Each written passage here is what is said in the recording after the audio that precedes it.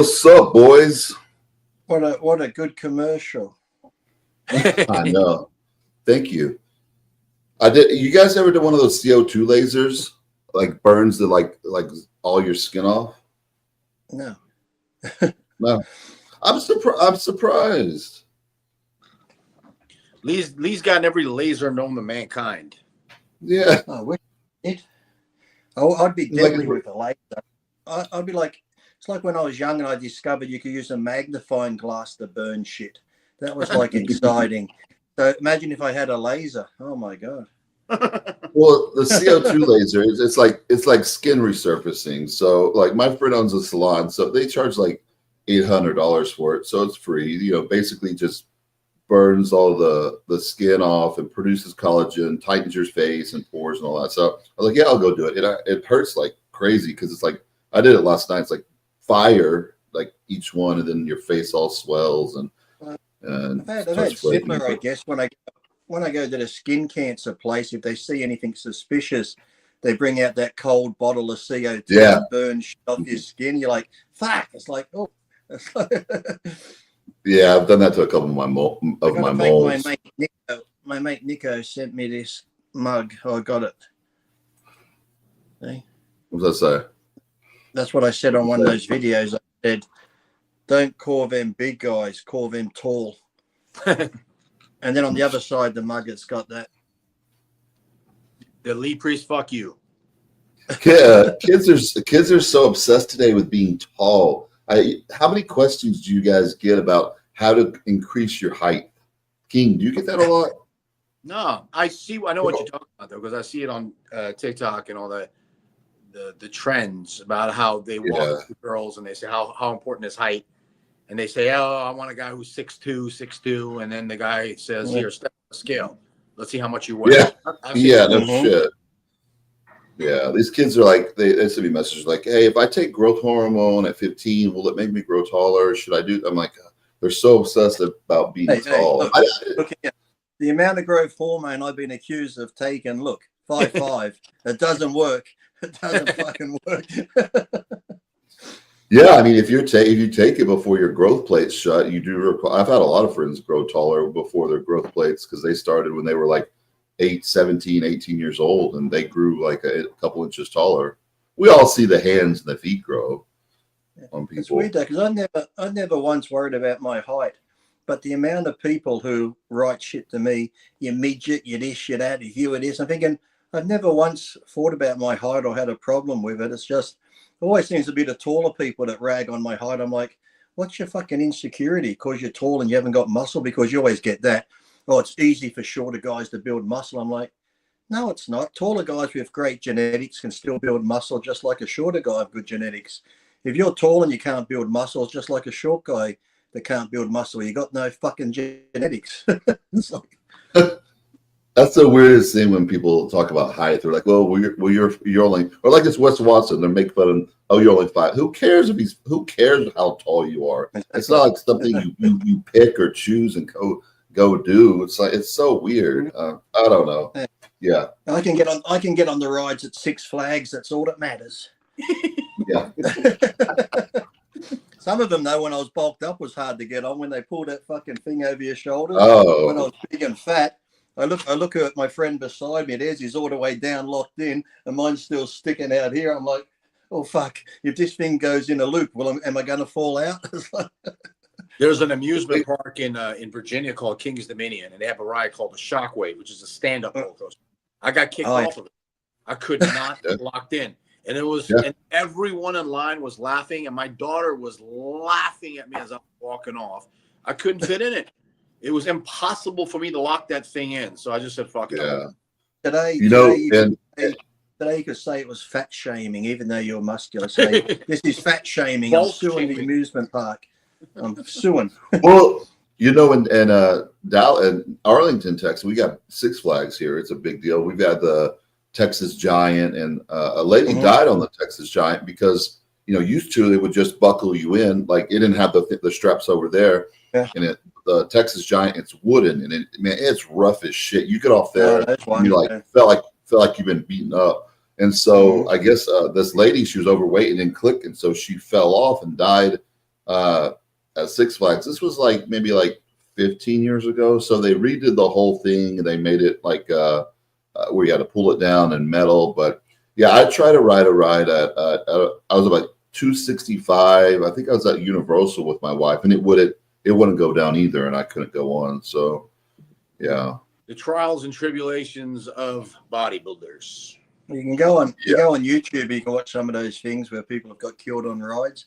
We had one here in Dreamworld probably 6-7 years ago. It's one of those water rides where you sit on the round big tire and it goes through the rapids and shit. Somehow they were standing up, flipped it over, and 4 of them got sucked under and pulled through the mechanical belts and all chopped up. Oh, dude, yeah. If you Google that shit, there's a lot of deaths that happen at amusement parks all over the world. There's one on the big swings where they sit on the chair swings and it goes around and the chairs go out to the side as the momentum picks up. This one chair just fucking flew off with a kid in it, just fucking flies off. You're like, fuck. Fuck that. Did you guys ever snow ski? I was an expert skier with expert. Me too. Actually, yeah. Once I started bodybuilding, it just went to shits. Yeah. I'd get in the toboggan and just go down the hill on the toboggan like a sleigh and just crash into people. But, the funny thing is I could never roller skate, but I could ice skate. But like King, as soon as I started bodybuilding, couldn't do it anymore. I get on the ice skates and immediately my shins would get shin splints. I'd pump up and I'm like, fuck this. My lower back's aching. Like, fuck it.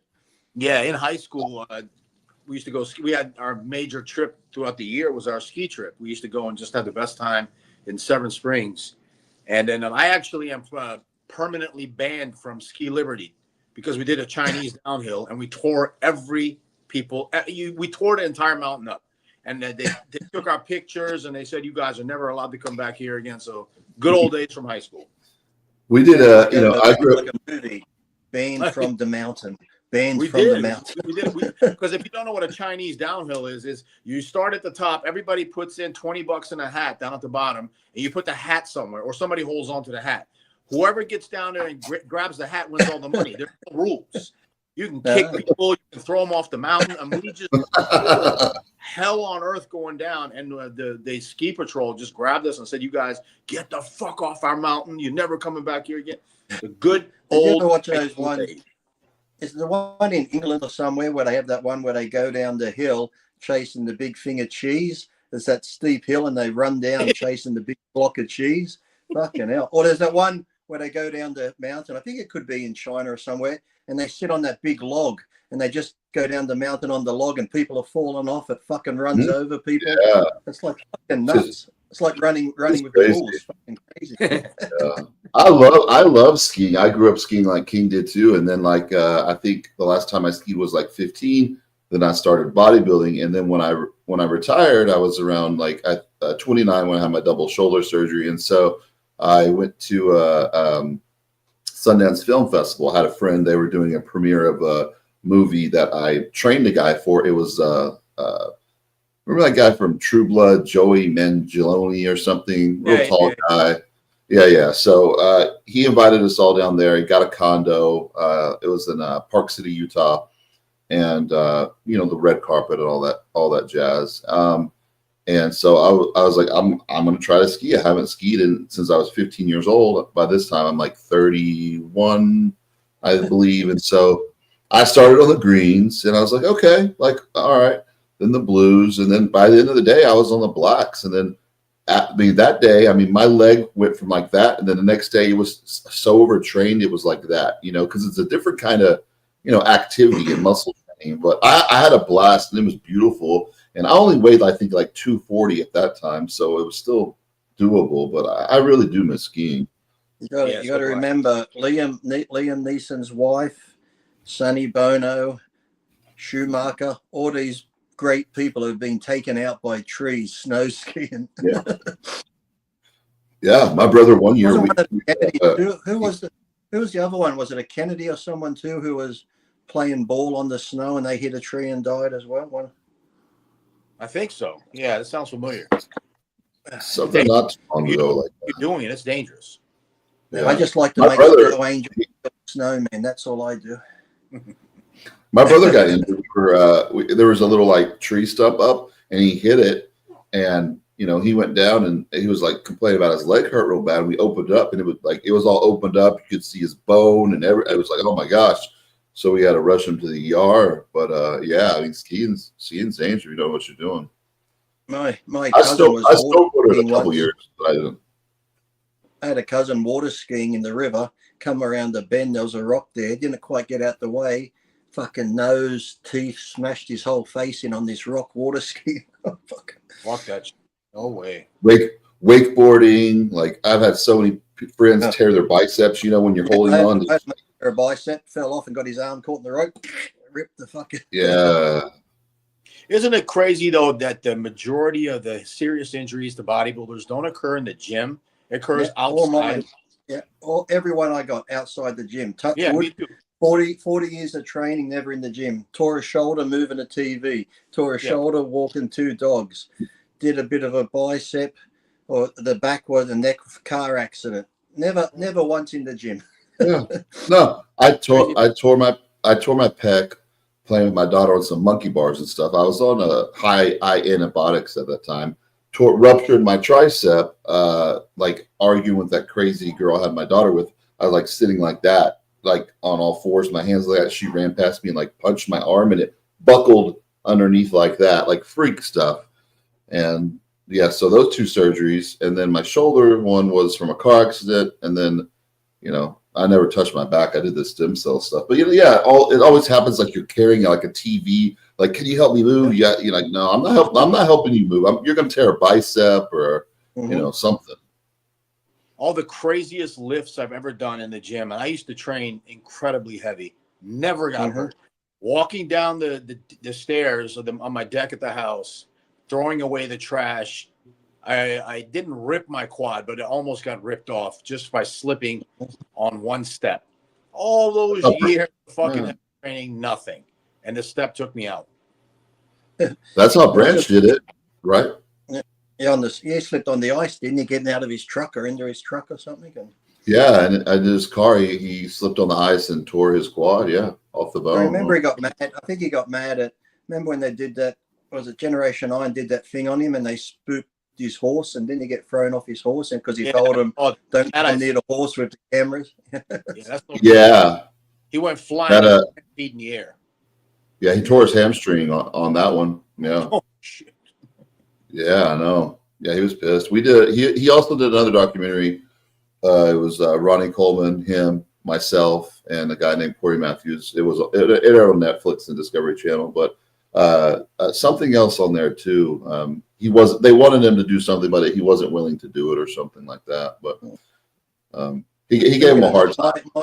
My documentary now has just come out on Amazon Prime as well now. So I just saw that, and I still haven't had time to watch it. The last few nights, we've been so busy. We were up to like 11 packing stuff, and my son asleep. I just saw that I went on to Prime because last night we were going to watch it, Lee, and I looked on our text, and you have the disappearing on WhatsApp or whatever, and I like lost the code or login or whatever. So okay, I'll send it to you again when we get off here. Yeah, resend it to me. So what else is going on, guys? What we got? What are we going to talk about this week? We want to definitely go over some social media morons. That's what we need. Yeah. We really need to. There's a couple of hours. There's a couple. It's become fucking ridiculous. I mean, it's become to. You want to start off now, where you just have to sit down and make sure that everybody understands that these people are doing more harm than good times 10. It's not. It's all fake. It's all fake and it's all stupid. The one on my list, the top of my list, is that moron El Campeon. He is probably the biggest douchebag on the planet right now. Have you seen him? I haven't seen. No, you've seen him. He's that Latin guy. He goes by the name of El Campeon, and he lifts he puts 15 plates on, and he barely moves it and screams and yells in the gym and gets kicked out of every gym. Kid, you don't follow a lot of the social media stuff. I don't follow the younger ones. My feed. That's it. Well, you know what I mean. I mean, like Lee, we know, I think Lee, the Trend Twins, all the type of people. Didn't you? I follow the Trend Twins and Sand. They're probably the two only two Yeah. like younger people I follow, the Trend Twins and Sam Sulek, but Yeah. all the other people, these like, I don't know how they get these like, why someone just said, why doesn't Lee call out the Trend Bros? They're clowns. I don't find them funny. Like, to me, they're like Sam Sulek. They just video their training, their everyday life. Yeah, it can be stupid, some of the stuff they video, but it's just them being them. They're not saying do what we do. They're just filming their training, them being stupid in their cars. It's like, hey, if you don't like them, don't follow them. It's like, you know. Yeah. And what people have to understand, like, people's like, well, that person's got, you know, a million followers. Okay, that's a million followers. They're following that person. Most of the time it's for entertainment or just to like laugh at something stupid. It's not anything like, you know, that's any of substance, like they're giving good advice. Yeah. So people, it doesn't matter if someone's like, oh, well, this guy has so many followers. Today, literally, you could tell a kid, hey, do you want $5,000 or do you want 100,000 followers? So like, I'll take the 100,000 followers. Mm-hmm. I mean, that's all they want. And then the social media guys. 85% are from India. yeah, they are. But and then they got the expensive car. They act like they're living the life, and I'm telling these people, like, guys, they're renting cars they can't afford. They take pictures of places that like Airbnbs they stay out on the weekend. I got this guy I know. He stays at Airbnbs a lot, and like he posts them, and people thinks like these are all his like properties he has, and it's not at all. And I'm just like, dude, I clown him for it because I know him, like we're friendly. But I'm like, dude, that's ridiculous. But so people got to understand what you see on Instagram. These people like they just think they're rolling in money. All these influencers and stuff, and they're not. They want to make people think that. And a lot of times, they're like, oh, well, this influencer's prepping this guy and this guy. They're doing it for free. They go out and prep these people for free just so they can get a name for, like, try to build up a name. Like, it's a business. Like me and King, we prep a lot of people. We could care less if you're on the Olympia stage or doing your first novice show. We would treat you the exact same. I prefer those. I don't like prepping pros because they don't tell you everything that they're doing. They listen to way too many people. They call, as soon as you tell them what to do, they call 5 other people and say, hey, what would you do? I don't want that. I want somebody who's going to say, when I tell them to go and drink wolf piss, they go drink wolf piss. That's what I want. Yeah, I mean, you could tell them, like, hey, this is between us. When you hire me, our program's between us. And you got someone texting you like, hey, so-and-so is asking me if he should do this on the plan you gave him. And you're like, oh, my gosh. And these are always, like, guys at a higher level, whether it's top national or pro level. They all do that. You get someone new, they usually appreciate it. They understand the process. You have to, and it takes more work. It's not like, Hani would grab one of these genetic freaks and, make them better. You have to take someone that knows nothing about the gym, nothing about nutrition, and tell them exactly what to do. Like, hey, you have to tell them what kind of fish to eat. Make sure they're not eating catfish instead of like a cod or something like that. So it's a lot more rewarding when you get those people up on stage. I can't eat fillet of fish from McDonald's. It's fish. You probably could, yeah. I love fillet. But don't you find those people too, like you said, that they're easier to work with because they're just average people, and taking an average person who's overweight and getting them in shape sometimes I find more gratifying than helping someone get ready for the stage.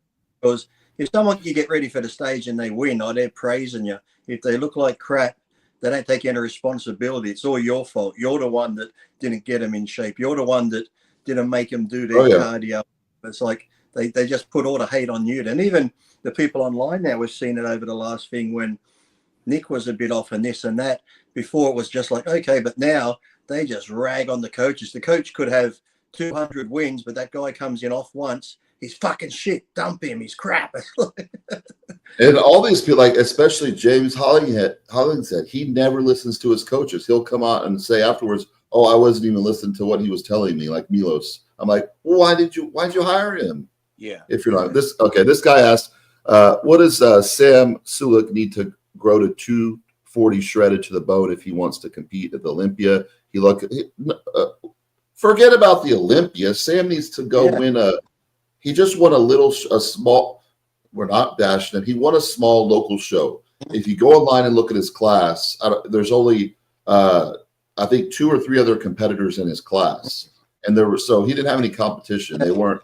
Yeah, and I think you said it on another podcast. So I think everyone's, like I said, they're either beaten up. If you got fans, they're going to like you no matter what you do. But I think everyone's just so. I guess because Sam's this big influencer and has all this thing. But I think you mentioned it too.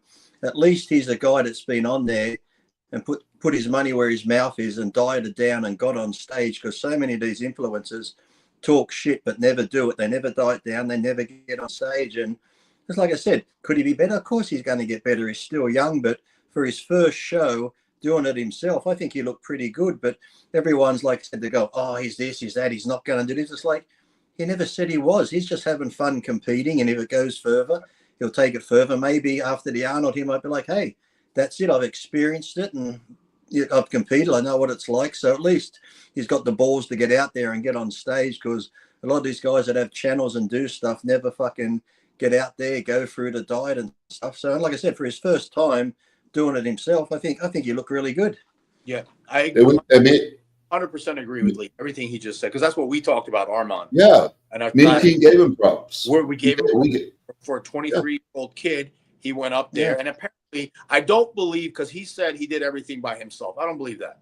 Yeah, I'm sure he bounced off. I'm sorry, Sam, but I don't. I think you had help. I think you took advice. There's just nothing wrong with that.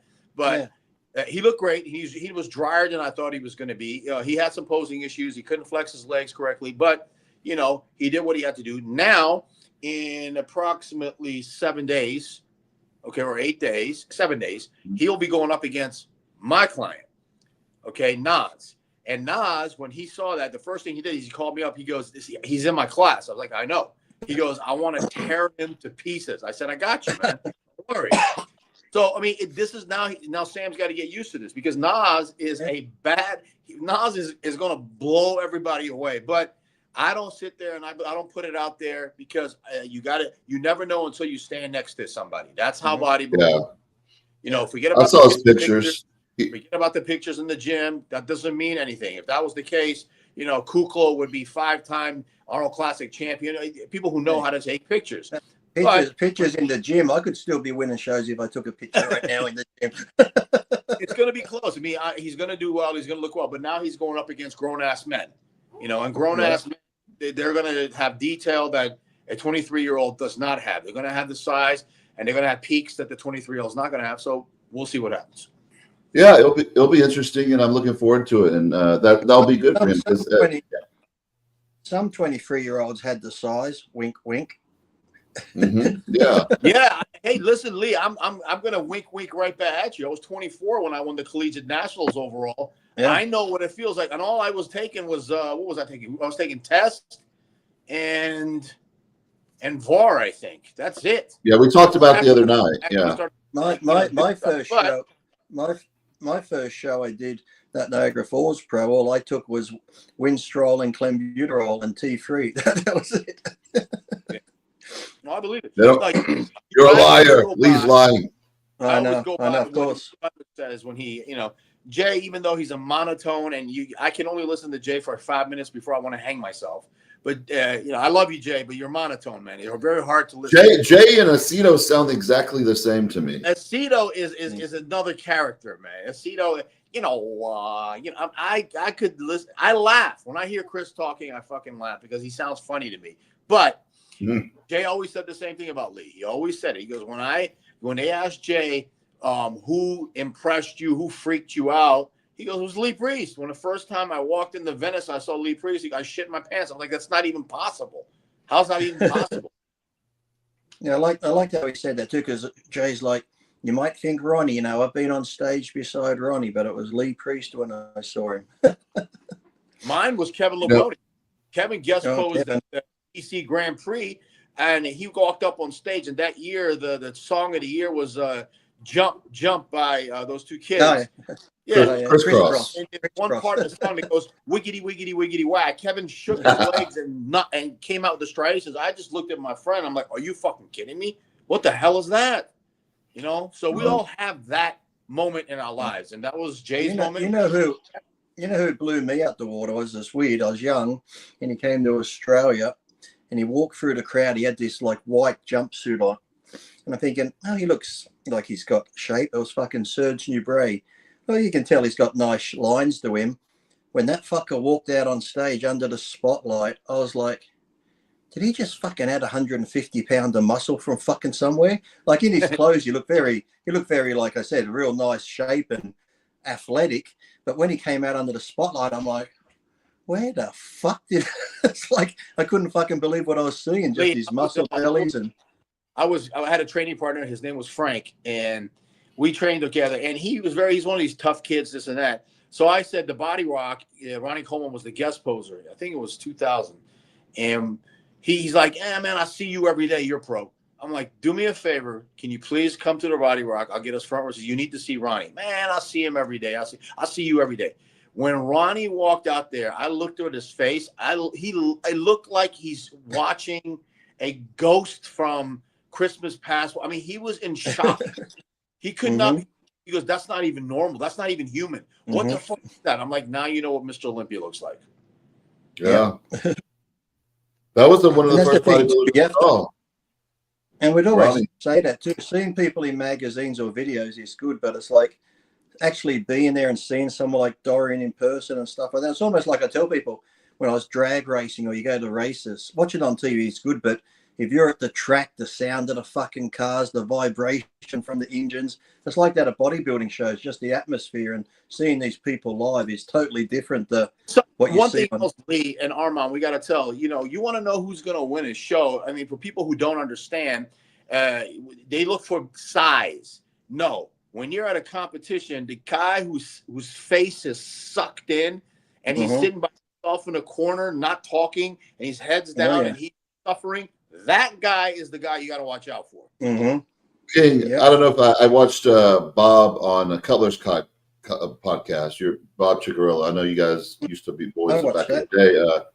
Yeah, he was talking. I'm sure Lee. So he was talking about kind of like how bodybuilders about conditioning and all that. He's like, well, it's bodybuilding, so it shouldn't be just about conditioning. It should be about the muscle you carry too, plus kind of like everything. And a lot of people are focusing on too much conditioning. I think that's what he was saying, Lee, pretty much, right? Yeah. Like a lot of it was more like he's more conditioned. And we'd see it back in the day. You could have guys that were conditioned, but if you can get that perfect line, it's like someone like Flex sometimes. He wasn't always the most ripped, but he had the beautiful shape, the muscle bellies. He just needed to be like maybe 95% ripped and he'd win the show compared to people like, but this guy's more conditioned. Yeah, but if you add in all the factors, he's more conditioned, but then he doesn't have the lines of flex, the shape. Chris could be the same. Chris could be a little off and still win because of his muscle and the lines, whereas some people need to be shredded. They need to have everything, whereas some people who have the God's greatest genetics can be that little bit off. But if I came in a little bit off, I'd be like 8th place, 9th place. So, Yeah.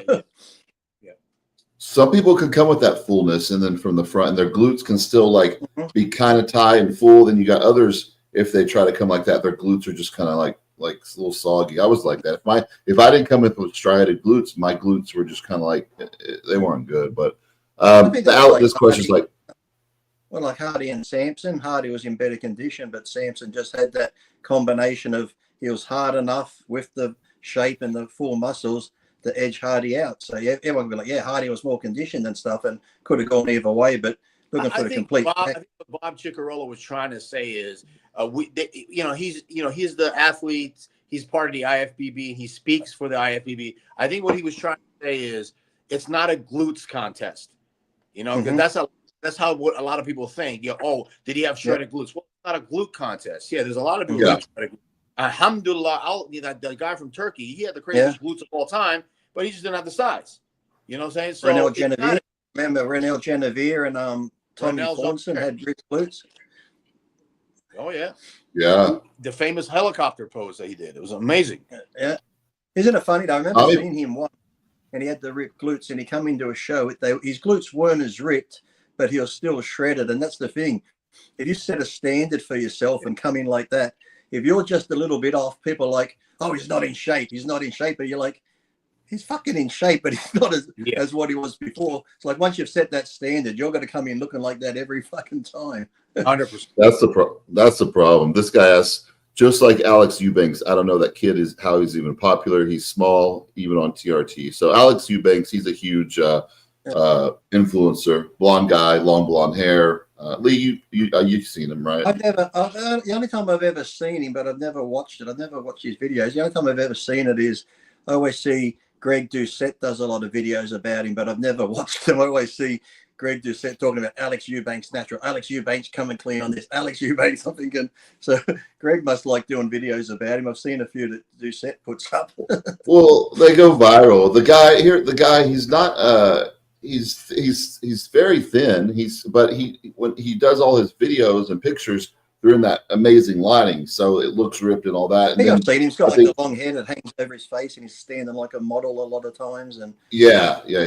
And then so the first time someone saw in a show and they took a picture of him and they're like, "This is what he looks like," and everyone's like, "Oh my gosh!" So I'm like, "Yeah, that's how he looks in person. He doesn't have all those shadows and lights." And then I think what he did, he started using SARMs. He shut his production down, so now he's on TRT. These guys are like up and down. One week they're like have like this advice and this is what they believe in, and the next week it's like this, and they're all over the place. Yep.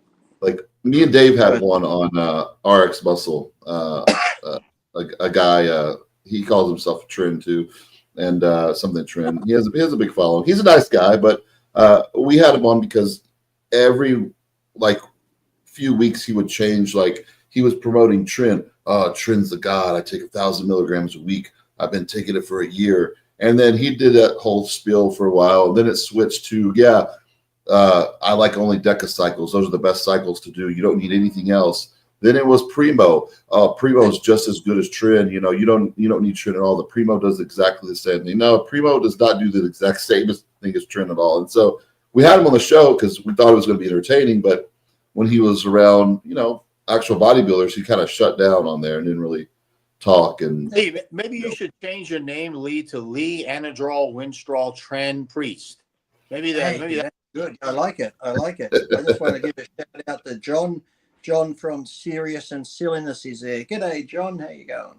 Sorry I missed your show yesterday. I was out house hunting looking. I found this good house I might move to. It's like 3 acres of land. It's got the Hunter River behind it, so I could go to the river and fish. It's an older style house, but it has lots of potential. And the good thing is no fucking neighbors for miles. That's great. I heard that. Isn't like last minute, Lee, they're trying to tell you like they're trying to sell the property or tear it down? Or yeah, because this place here we've been in for 8 years, because I've always rented. I've never bought a house, because even in California I was going to buy one, but I'm like, after 5 or 6 years I like to move too much, and if I keep buying, too much paperwork. So I've had good landlords here, but now they're moving it because the property this is on, you can put in 10 units, so they're knocking the house down and putting units in. But I found this other one where, like I said, it's got great acreage, big sheds to have gyms at, even paddocks for horses. I'm like, this is perfect. And the river in the backyard. Oh, good. It's like, but I hate fucking moving. That's beautiful. Hate moving. How far is that from you now? About 15 minutes. So that's not bad. This guy says Sam was at his top weight as an amateur of the Classic. Do pros get a higher weight class in Classic? Yeah, that goes up, I think, about 10 pounds once you turn pro in Classic. So if Sam turns pro in Classic, then he'll be able to add another like 10 pounds if he wants to go that way. But here's the deal. Why didn't he do bodybuilding and Classic at the show? You know what I mean? Because, King, we put our clients in the show, and if they're doing Classic, I'll always throw them in bodybuilding too, because a lot of times they win bodybuilding and get like second in Classic. And then I think there might have been some good bodybuilders at the show or something he might have thought they would lose to, because why wouldn't he have done both? Especially if you're training if you're competing for the first time.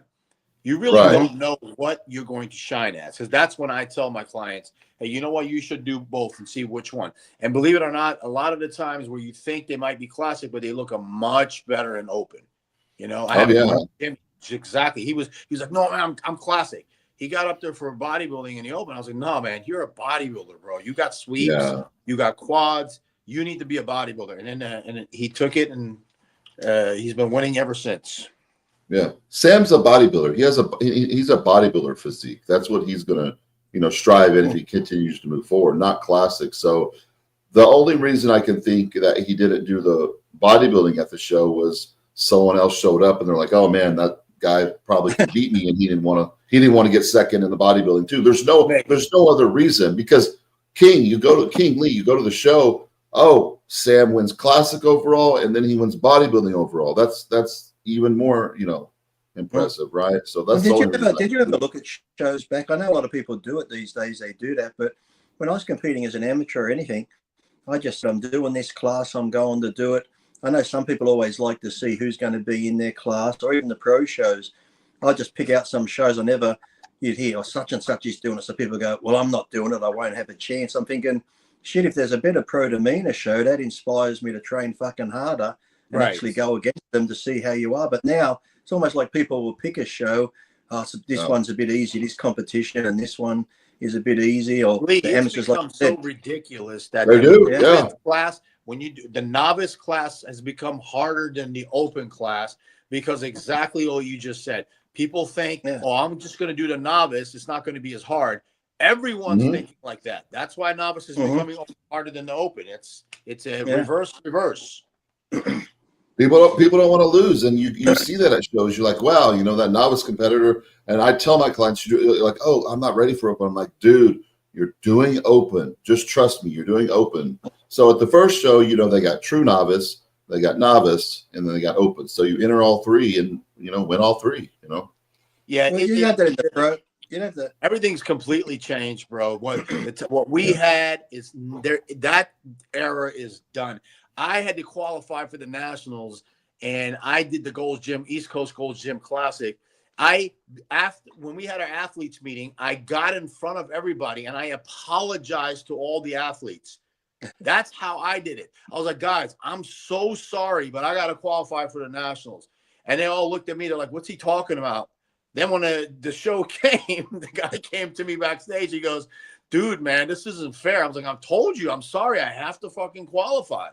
I don't want to take away fucking whatever. I ended up winning the overall, but you don't see that anymore. Nobody cares. I remember, even when it comes to pro shows, when we're competing in the pro ranks, they'd have a pro show and you'd be like, oh, fuck, because you didn't do it. You're like, I could have won that. There was no one in. I'll do it next year. And next year, fucking everyone's in it. Everyone thought the same thing. But I was watching that Bob Ciccarello one with Jane, that I was laughing because they were talking about King. They're like, remember when King was backstage? Was it the Nationals or USA?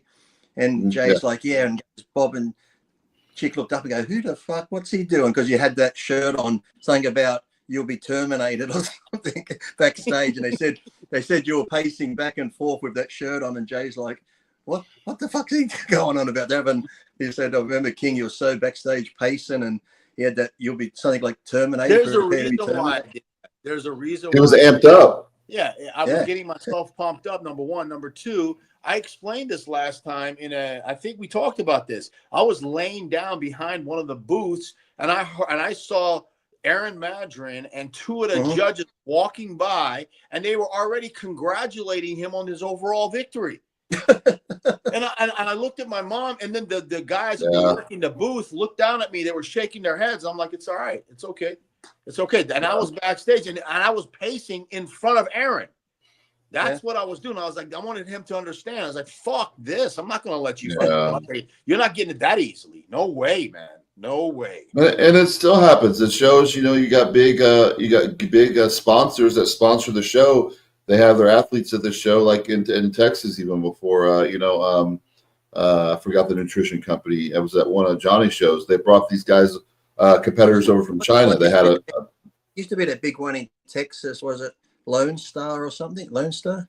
Yeah, that's Prince's show. Yeah, it's still that's still his main show. Lone Star. Lone Star was like a big company too, like a distributing company. I think they used to sponsor people. They were competing. Yeah, it's separate. Europa. They were getting as big as Europa.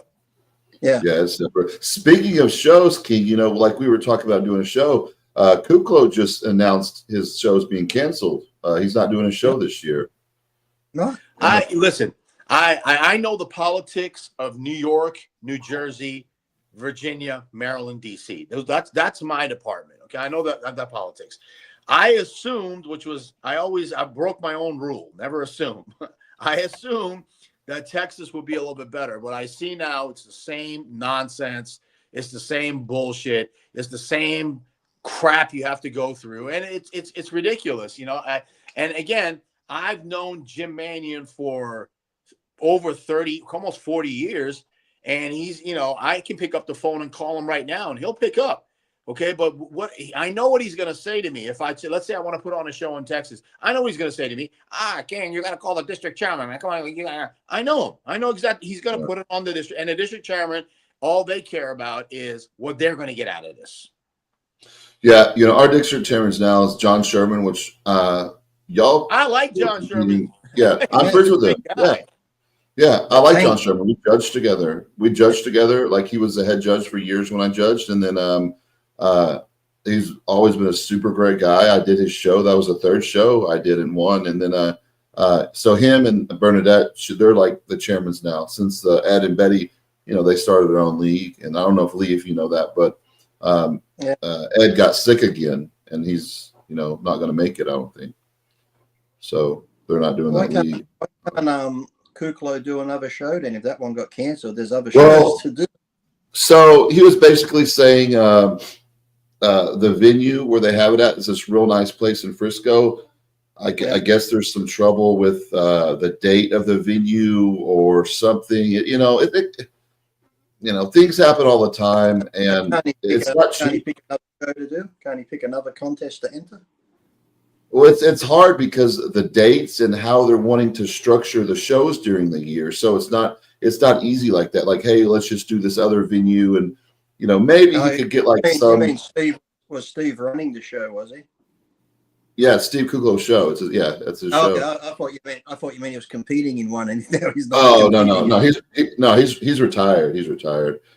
Okay. But yeah, his show's canceled, and it was every year. It's been going on, I think, for like 6 years at least. It's been good and packed every year, but something I could find out the real reason, but something happened to where he had to cancel it. Step on somebody's toes. Yeah, maybe so, or maybe a sponsor pulled out, a couple sponsors that were going to sponsor it. A lot of things so happen. Why, Lee? Why are you so sensitive? Yeah, Lee. Why are you so sensitive, Lee? Well, that guy there is the same one that goes on RX and every time, right? I think it's the same one that goes, Lee blocked me. He can give it, but he can't take it. And I've said it before. I can take it all you want, but it's like I said, when you give me the same, when I'm arguing with same shit for a month and you're saying the same shit, it gets boring. It's like, if you want to troll me, come up with new stuff. After a while, it's boring, so I just go block. It's like it's the same old thing. It doesn't matter if I put up a picture of my daughter, if I put up a picture of a dog, if I put up a picture of a steak. Some Iranian will come in and say Hadi is better than you. Hadi is. What is the point? And I'm like, what is the point of this? So I do now. What I do is exactly what Lee just said. Block. That's I do too. I don't need to see ya. Because what they do, King, they'll do also in Lee. They'll like Lee. We talked about Lee before. They just report your profile for no particular reason. It's not violating anything. But still, if you get reported enough, it starts messing with your algorithm at first. And then, they're fixing things now. But I think that's how you're just haters just, start doing that shit and reporting you. That's why you block them. You cut it at the root. Right. They're blocked. That's it. But then they make three other profiles that are some like picture of a cat or something. You don't even know who they are. Well, I think, like King says, you post anything, it'd be like, I put up a picture of my dogs and there'd be in the comments, what about Palestine? I'm like, what the fuck's that got to do with what's that got to do with my dogs? Yeah, no politics, man. No politics. People just want to try to ruin your day like as much as possible. They don't understand, like, we've been doing this shit forever. We block you because you're annoying and you're not giving us anything new. Lee, do you still I put a picture of my daughter up and people go, nice daughter, I'm banging her, I'm doing this to your daughter. I'm like, well, she's 32. She can do what she wants. But it's like they think they're going to get to me by saying shit like that. I just laugh going, how pathetic is your life that's all you got to say is you're banging my daughter. If I put up a picture of my daughter, I'm thinking, man, it's like, and King's probably known it. You're the same. The amount of shit you've got online over the years from Get Big to now, how many have ever come up to you in person and said it to your face at an expo? It's like they know when you're going to be there, they know what times you're going to be there. All this, if I see you in person, I'll do this. I'm like, I'm not hard to find. It's got posted where I'm going to be and what times I'll be there. I'm a hitman's wet dream. Come find me. It's like one time. Yeah. Okay, I was sitting down and I was at the Europa booth. Nasser was right next to me, and I saw a group forming in front, and they kept looking over and whispering. And I said to myself, that looks fishy. Something's going to happen. I got to prepare myself. And then they sent the girl over. She was pretty. She came over and she accidentally spilled her drink on my 8x10s. Oh, jeez. Right. So I said, okay. And I wiped them off. I saved a couple of them. I said, okay, it's okay. Okay. Nasser let her have it. He let her have it. And then he walked over there and he let them have it too. And then I walked in and I grabbed Nasser. I said, listen, Nasser, that this is what they want. They're trying to get a rise out of you. What I do is I'll just report them to the expediters and get them the fuck out of here. That's it. Done. Adios. Yeah. Never once did they like to my face. Never. Yeah. Never, ever. King, do you want to talk about Nasrat? Is this the client of yours, King, or who's that? Yeah, that's Nas. Yeah, he'll be going up against Sam at the Arnold Classic. He's ready. Okay. Nas is he's a former Mr. Afghanistan. Okay. This guy is legit. He's won many overalls here in the United States. He's a man. He's not a boy. He's a man, and he's got man quality. He's got separation from head to toe. He's strided. He will be very hard to beat. So, yeah, thank you for whoever said that. Yes, Nas is going to be tough to beat. I saw his pictures. He's really conditioned. He's Since ready. everybody's is saying Amin for prison, why don't the same people say that about coaches should go to prison if their clients die to do the stack of the recommendation? They're just giving Amin this shit. I mean, it's old. I mean, what have they been saying that forever? Amin for prison. It's like you don't care. Whatever. Here's the thing. We got to talk. I want to hear what Lee's got to say about this too. Giving advice is not illegal. I'm sorry out there. Let's clarify this. Let's make sure that this is on the. We're talking in the legal sense right here. If I tell Lee Priest to go and inject vodka, okay, it's his decision to inject vodka or not. I mean, I'm just telling him. There's nothing illegal about advice. What Amin did, again, it's very gray area, very weird. I don't know all the details or what have you, but you just have to understand these coaches, when somebody's working with a coach and somebody passes away and they don't go to their funeral, they don't come out and say that something went wrong. They just say, I have nothing to do with that. That's when you got to not hire that person ever again. Go to somebody else who's going to worry about your blood work. Here's a little thing to all you guys out there, all you kids out there. When you hire a coach, the first thing the coach should say to you is, let me see your blood work. Can you send me your blood? Go get a full metabolic panel. Come back, let's look at it, and then we can start. If he doesn't do that, he's not being a good coach. Yeah, I won't work with those guys. I won't work with them unless I see their blood work. Because I mean, if their shit's all messed up. Yeah, I think too, if you have a coach, you should be able to, because some coaches are like, as you said, I want you to take this and take that and do this and do that. I think you've got to have a coach too, where if he says take this and do that, you should be able to question it and say, why this amount? Why am I taking this? And if a coach says, don't question it, just do as I say, then time to look for another coach. You should be able to have a coach where you can talk back and forth with and try and find out the reasonings why you want me to take this or why this amount. You're just saying take this amount because everyone's taken that amount, or you got to be able to play off each other and actually give a bit of input, not just be like, okay, coach, whatever you say, I'm going to do. Yeah, you got to. And, I always explain to people like, hey, this is what we're going to take. These could be possible side effects. Of course, we're going to keep you healthy, but I just want to let you know, especially with females, they can have side effects easily from certain compounds. We even Winstrol, it's like, listen, this potentially can happen. If we see it going this direction, we'll just pull it in time so you won't get any permanent, masculine side effects or anything like that. So we'll have a girl in here eventually, King, that talks about, drugs and what they take and all that stuff. Bring in here. I used to work with one who came to me and I shit you not. She said, I don't care what I look like. If my clit grows, if I grow hair on my face, I just make me a champion. Yeah. That was the I first don't time. mind. Just Yeah. make me turn me into a champion. Just tell me what to do. I was like, are you sure? All right, let's get this in. Let's get the email back and forth. Let's do text because I need some type of fucking, paper trail to this. And guess what? She won the nationals and went as a pro and this and that. But she paid the price for it, man. Plastic surgery. You go to Turkey, you could get a full facelift and everything for like Look a Look couple at the $1,000 Brazilian bucks. girls and look at the girls from the Middle East. Of course, that everyone is like, oh, they're not doing as much. They're tripling the doses, but what they're doing is they're getting their cheeks, their throats, their faces. Everything is done. Everything is being fixed for them to still look like a woman. Yeah, and they do a good job at it too. I mean, they look good.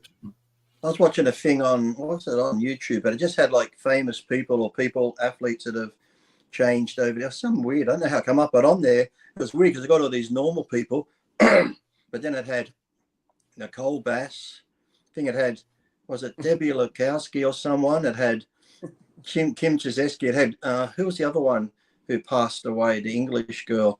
Had like 5 different female bodybuilders when they started to how they looked, and I think it was it Denise Rakowski too, who got into the drugs and went all religious, and it showed her where she was looking all horrible with facial hair and how she was so pretty. And I can't remember what YouTube with the video, meth. but there was like 5 female bodybuilders they had. One of the girls was on meth. I think she got into meth really heavily. Rightfully, yeah. Okay. Yeah. Like you wouldn't even recognize them. Like, oh my god. El Campo is the biggest bucktooth jackass on there. That's Lee's word. Bucktooth. I mean, King's word. Bucktooth jackass. You're a fucking moron, this guy. Which one? Bob said Nick Walker will never. I don't think he was. El Campion. The guy, that's what he was talking about. Yeah, I saw Bob. People coming down on Bob for saying that, but really, like I said, I love Nick. I love freaking mass and that, but unless, like I said, everybody else would have to be really to win it. So I don't think what Bob said was wrong. And like Nick could always be top 5, maybe top 3 still, but to actually win it, I think that ship has sailed. I think because back maybe a couple of years ago, he might have had a chance. The ones he didn't do, but now the way Samson's progressing, Andrew jacked, even Hardy or someone like that, I think it's going to be very hard for Nick to win that title now. Sadly, well, the original Nick Martin is Branch Warren. The original freaky crowd favorite, this and that. But Branch had a little shape to him. He wasn't all block. He had and Branch got second into the Olympia to Jay. So he went all the way. And Branch, you cannot compare Branch's work ethic and already trained and all that stuff. And that's Branch had all the genetics and all the deficiencies of not the height, not the width. He got to second to the Olympia. Branch is a different animal. He had the quads too, and that's what Nick kind of struggles on is a quad. Nick had development. Sweeps. He's got giant inner. What he did, adductors. Smart kid. He's a smart kid. He realizes what his weak points are. Because when I look at the pictures of him when he was younger, his legs were not good at all. But what he did is he made sure that his inner thighs were this big, and it gives the appearance of him having those monster legs. And of course, he added size, and they bulked up and what have you. But yeah, I agree with Lee Priest. You cannot win the symmetry round. You're not going to win the front lat spread. You're not going to be he's got problems. His legs are stumpy and all that stuff, but he's a freak. And that's what people. His outer sweep's looking a little bit better. Yeah, I think Bob said too, he's not sure why he's up to 306 because, like Bob said, he goes, size has never been a problem for Nick. It's the conditioning and getting that, small waist. So he's like, I don't know why he's going up to 306 now because he's got to come back down, and size on Nick was never his issue. So. I don't know, Lee. The thing with Nick is even in the off season, he's always hard. His abs are super crisp. Maybe they were trying something new to maybe get in that little fluffier look or something. I don't know, to come down. I don't know, but if you watch him work out, like all his leg presses and everything, his feet are out really wide, like a sumo stance. So that's why his adductors are so good. I think now he's doing more probably straight leg stuff because his sweep's improving better. So he's either doing that or shooting the outer sweep a lot. But his outer sweep is looking a little better. So it's going to be good to see him in his show when he comes back, because, like I said, he's got the mindset there. So I think his show when he comes back, I think that's going to be the make or break it for him, even if not physically, mentally, because he haven't done it for 2 years due to the injury, and then the last Olympia didn't do so. This one, you know what the internet's like. Paul Nick, if he gets second or third, he's washed up, he's done. Fucking hang up your trunks. Everyone's going to be on his fucking case no matter what. So, yeah. if you could still get top 10 at the Olympia, I think you should still compete. I don't care if you go from first or but why not compete? Internet crowd thinks, oh, you got ninth in the Olympia, suck. It's like, that's still ninth best in the world in your chosen profession. And the whole world. It's ridiculous. Armand, how did you sleep sitting up for a month? Do you have incline bed? How did you manage it? Okay, so after the hair transplant, it's not a month. For 10 days, you can't lay down. And so, so what I had this little thing, this little pillow thing I put against my bed like that. So you sit up like that straight, but you get a little back support. So I didn't sleep for like 10 days, honestly, because I cannot sleep like that at all. So I didn't sleep for 10 days. I felt like shit. And then for a month, you can't do anything. 4 to 6 weeks, they don't want you lifting over 5 pounds. They don't want you bending down. You have to use your special shampoo. I mean, it was so tedious. And now I've been to the gym about 3 times, and I was doing like 20-pound dumbbell curls the other day, and I'm like so sore still. But that's how they do the hair transplant. And if you don't know how a hair transplant works, it starts falling out the first 3 months, and then after month 3 to 12, that's when your new hair starts growing in. Because people think, they're like, "What happened to your hair the other day?" I'm like, "It fell out because that's how a hair transplant works." The fact that glutes are even a thing in pro bodybuilding is creepy. Cover it up, man. No, it's not creepy. Shredded glutes that's not creepy. The thing I did hate about the thing was, remember back in the day, Platts would do it. I think DeMayo did it. Remember, guys could actually bend over and do that pose where the fucking separation in the hamstrings would come out, but then it got banned because the judges said it's rude. But I'm like, wait a minute. You say it's banned because it's rude, but yet you had the bikini girls face the back of the stage and stick their ass and vagina out. The fitness girls' mandatory pose is that splits legs open to the judges, but yet guys bending over showing their hamstrings is bad. Come on. You know how many shows I judged the bikini? Because when you're looking at it from the crowd and at the judges' stand, you're looking straight up. How many lips I've seen outside of the bikini? They have the bikini on, and one of their lips is out because the bikini's so small, and the crowd can't see it, but you can. Because the bikini is so thin, you actually see their fucking brown eye balloon knot. It's like, I was judged on 2 NABA shows, and when they turned, I had to look down. Especially at pro shows, backstage is a disaster zone.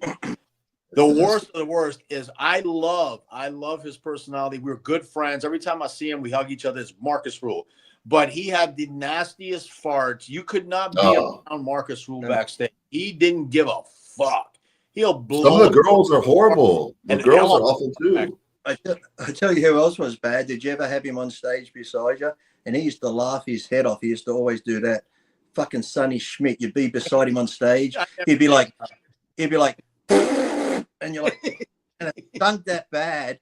And because you've been posing, you know how you're breathing deep. You're trying to breathe shallow because this fart is so thick. You're like, like you fucking ass. And he'd be laughing his head off like, you're like, oh, fuck, Sonny, stop it. I never experienced that, but I've heard a lot of Sonny stories. The girls are pretty brutal too, though. They let those nasty ones out too. And they blame it on the guys. Why is that? King and Lee. You eat healthy, like broccoli and all these vegetables and all that stuff, and your farts stink worse. I eat junk food. McDonald's smells fine. This is for King and Lee.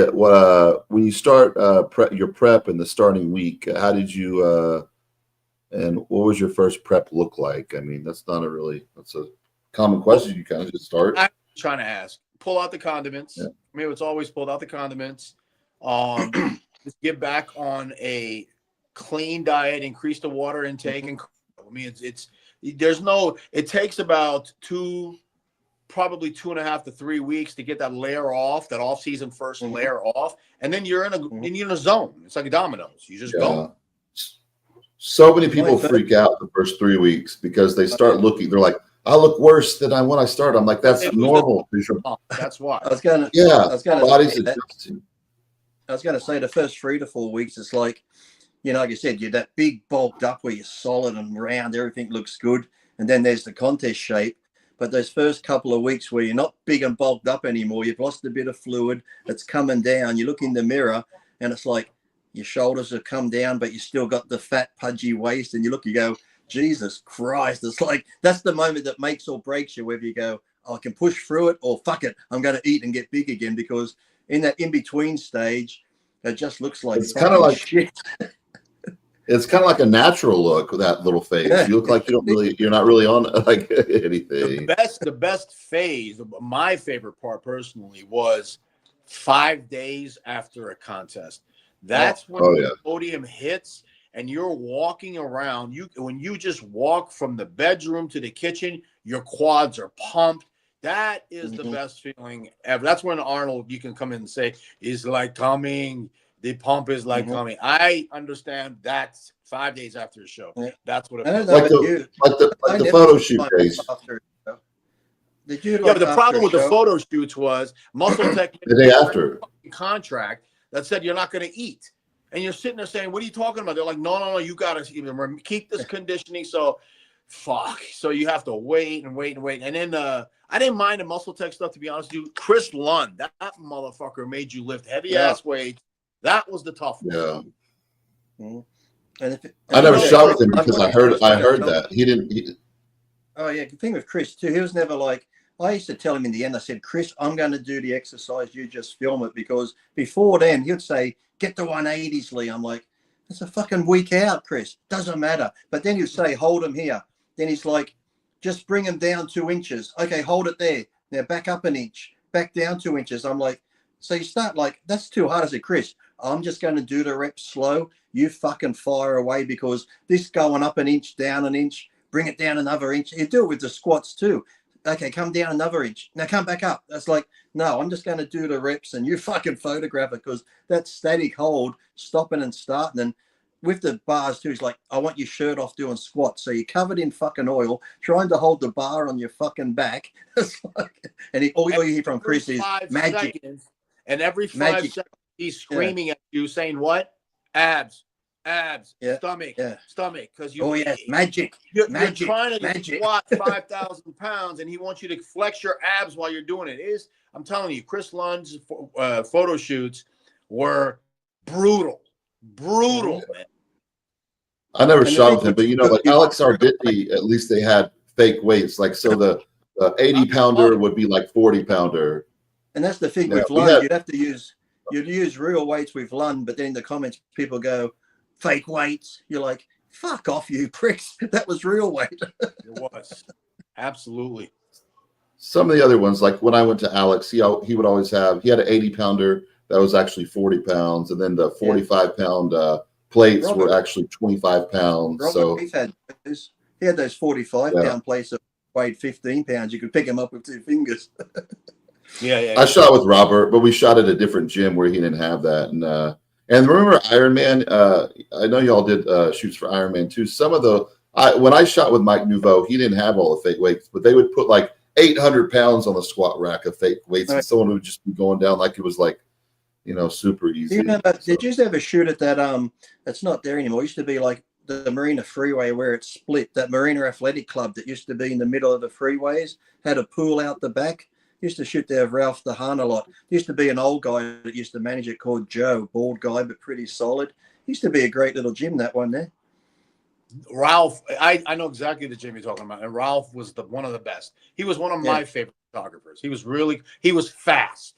He just wanted to get the fuck out of there. Yeah. Well, Irvin Gill was the same. Irvin Gill would be fast sometimes. And remember, King, with Muscle Tech, in the contract it said, even Irvin would show me, he's like, Lee, it says we've got to shoot for 7 hours. It would be done in 4. And Irvin's like, oh, let's fuck off. And then he'd get in trouble to like, you didn't shoot for 7 hours. Because, every Muscle Tech product, he goes, Lee, we've got to do it again. Okay, hold the product. Pretend you're reading it. Now pretend you're eating it. Now pretend you're taking it. And I'd say to him after like 6 months, this is the same product. Why have I got to read it again? By now, I should fucking know what's in it. Why am I still fucking reading the bottle? True. Yeah, Ralph DeHaan was good. I didn't get to shoot with him for a lot of magazines because I was towards the end, but I think I shot with him for Planet Muscle when that magazine was around for a little bit. Mm-hmm. But yeah. So the King, you already talked about that. Where you'd have Artie Zeller and Jerry Fredericks with their little cameras in Gold's Gym taking photos and that. Especially Jerry Fredericks, he'd be taking photos of the girls, and I'd go up to the girl and go, "Hey, tonight he's going to be looking at your picture." And they're like, "Oh, get away!" Where else do you think Jerry's taking the pictures for? Bill Comstock always liked the glute shots. I remember I stayed with Comstock. I love Bill, you know, but I stayed at his Venice apartment one time, and I got out of the shower, I was changing, and he's like, hold on right there. That's a great glute shot. I'm like, dude, I'm naked. I'm not doing it. I'm not doing it. This is not being used for muscular development. We're not doing that. He goes, oh, okay. And I'm like, but yeah, Bill loved the glutes. King, this guy's asked. You already talked about it earlier. Your same question. Yeah, same question. Actually, there was a good question for Lee. I don't know if you have to go forward or backward. It was a good question for Lee. Oh yeah, here. There it is, right there. Lee, how grainy did Dorian really look in person? Keep hearing that pics don't do justice to his conditioning. Very, very grainy. Because even in '97, my first Olympia, he was number 12. I was number 13. So I was right beside him, walking out on stage. I was right behind him, going up the stairs. All I see is these fucking lats hanging down, and all these fucking, you know, where the skin's just that tight on him. They look like saran wrap on his legs and shit like that. And that's how. Remember that when Dillette cramped up at that fucking Arnold because Romano gave him that fucking injectable Lasix? A week out from that show at Gold's Gym, I've never seen Paul look better. I mean, you talk about grainy and see-through skin and that. I'm thinking, fuck, Paul, you can go, you know, probably his back was a little off when he posed, a big deal. But everywhere else, I'm thinking, fuck, Paul, you're going to win this. But for some reason in his head, I got to be that little bit harder. John gives him the Lasix, and on stage, we all know what happened. Fuck. Lee, did you ever touch Dillette's skin? What's that? Did you ever touch Paul Dillette's skin? Yeah. Mm-hmm. Can you explain that spongy feeling his skin had? But it was, to the eye, it was butt bone dry, granite hard. But when you touched it, it felt like a sponge. What the fuck was that? I don't know what it was, but yeah, but like I said, look at it.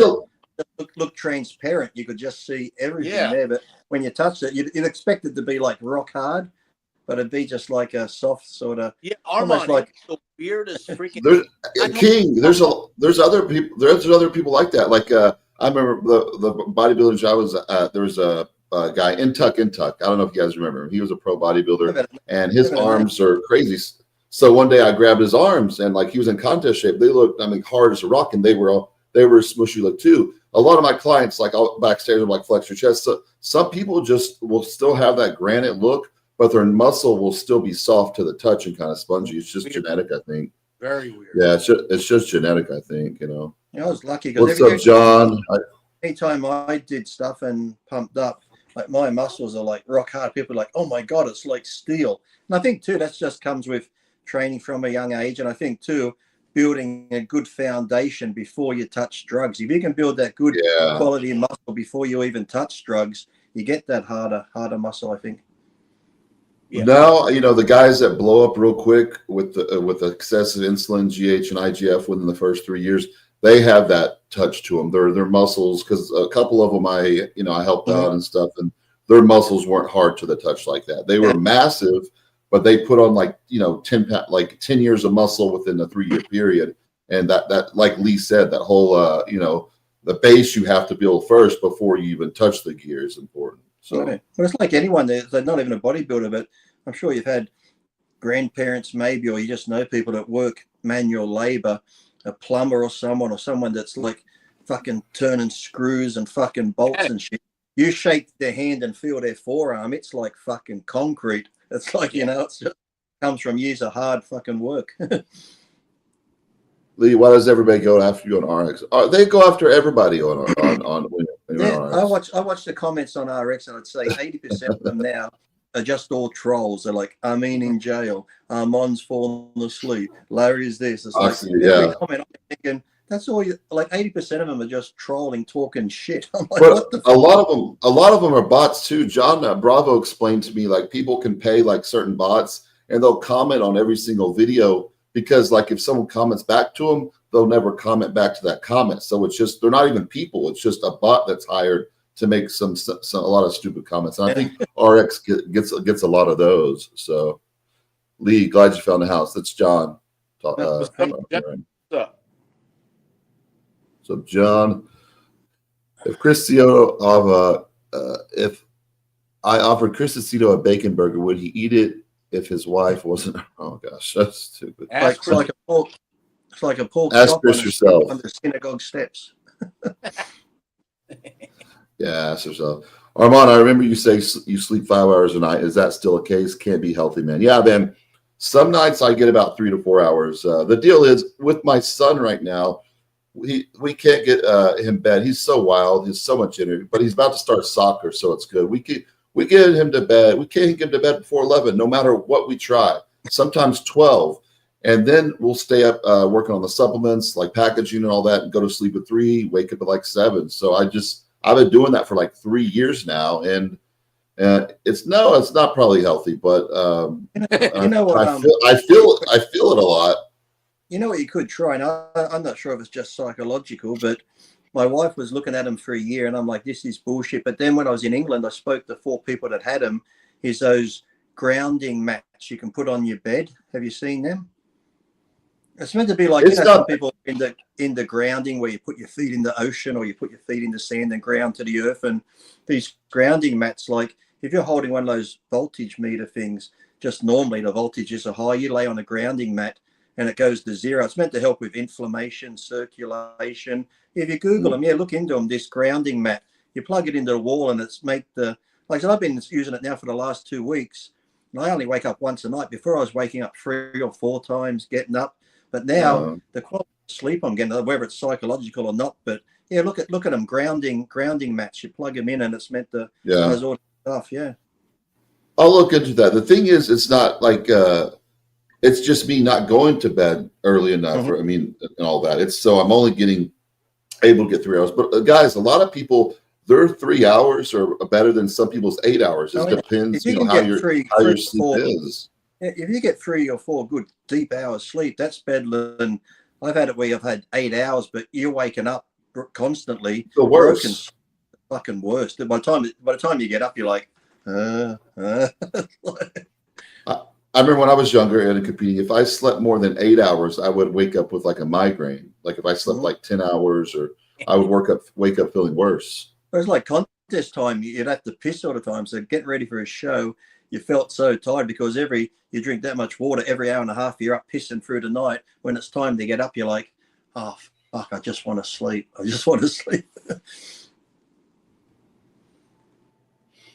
Lee, what's your DNA like? Where's your family from? Did you ever do the test?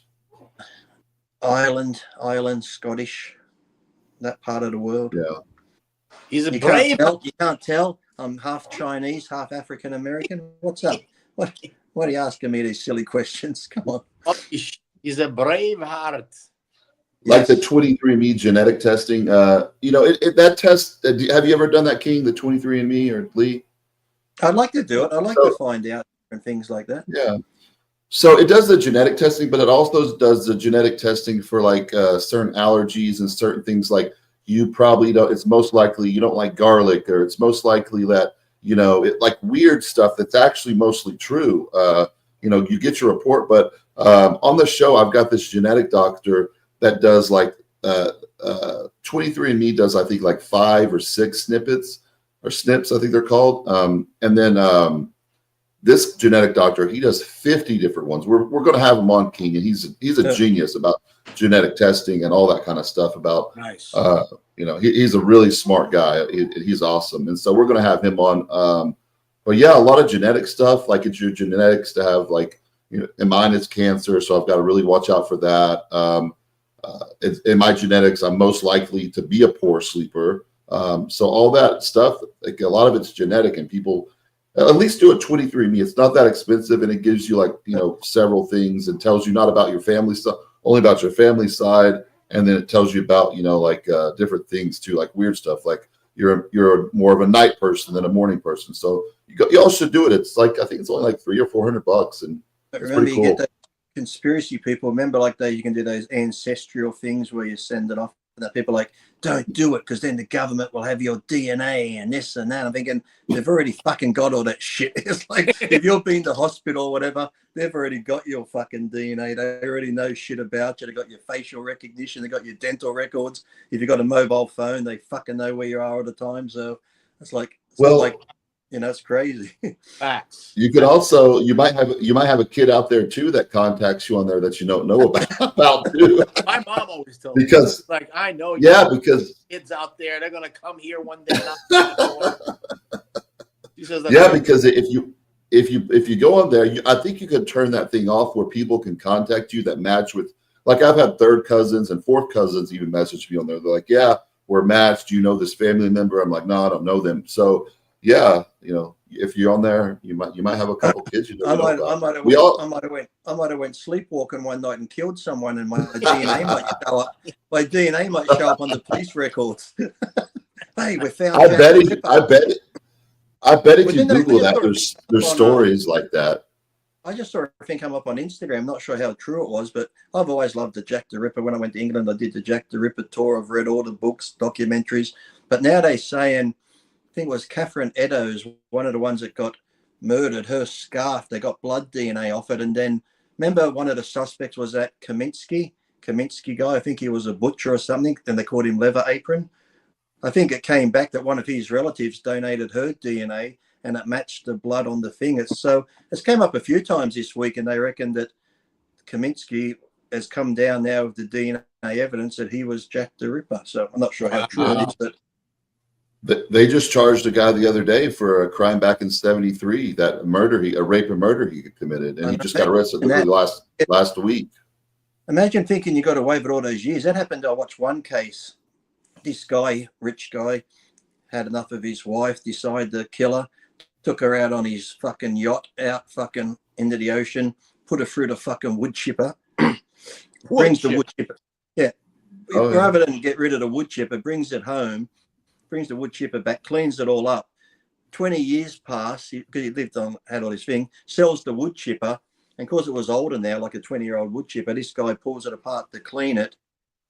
Oh, because he heard the story years ago, finds one little bit of fucking bone in the wood chipper, and they get him for fucking murder the guy, thinking you fucking should have thrown that wood chipper over the side of the boat with the fucking. Imagine all those years. But wouldn't you have to feel you deserve it? You killed somebody.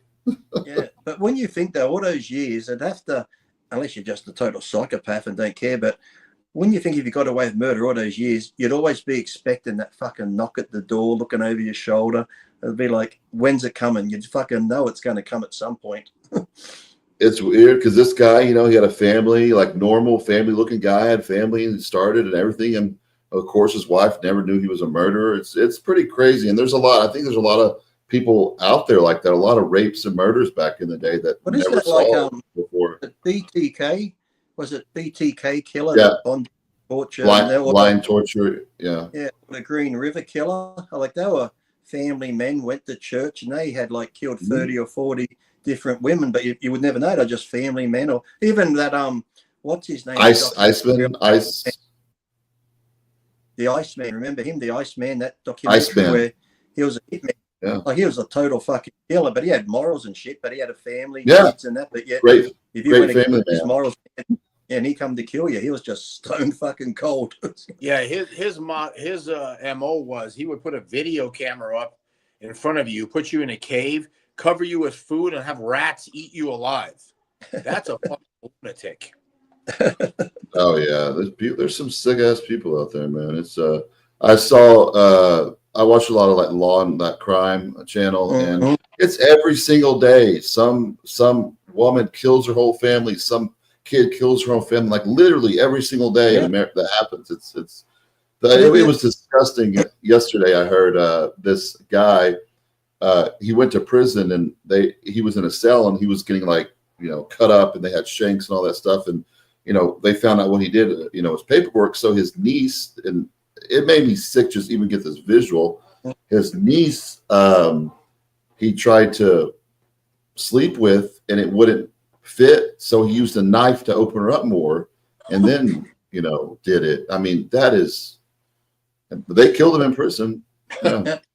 Maybe watch those documentaries on serial killers, and when you watch like someone like Ted Bundy, he killed like 20, 30 women, but yet when they interview him, how calm and like they just seem not like when you think of serial killer, or remember when you're young, stranger danger, you always think the bad guy's going to be this evil looking sinister character. But when you look at half these serial killers, like you said, they look like the guy next door, just a normal person, very calm, mild mannered. But then when they fucking flip that switch and become a killer, it's like, Jesus fucking Christ.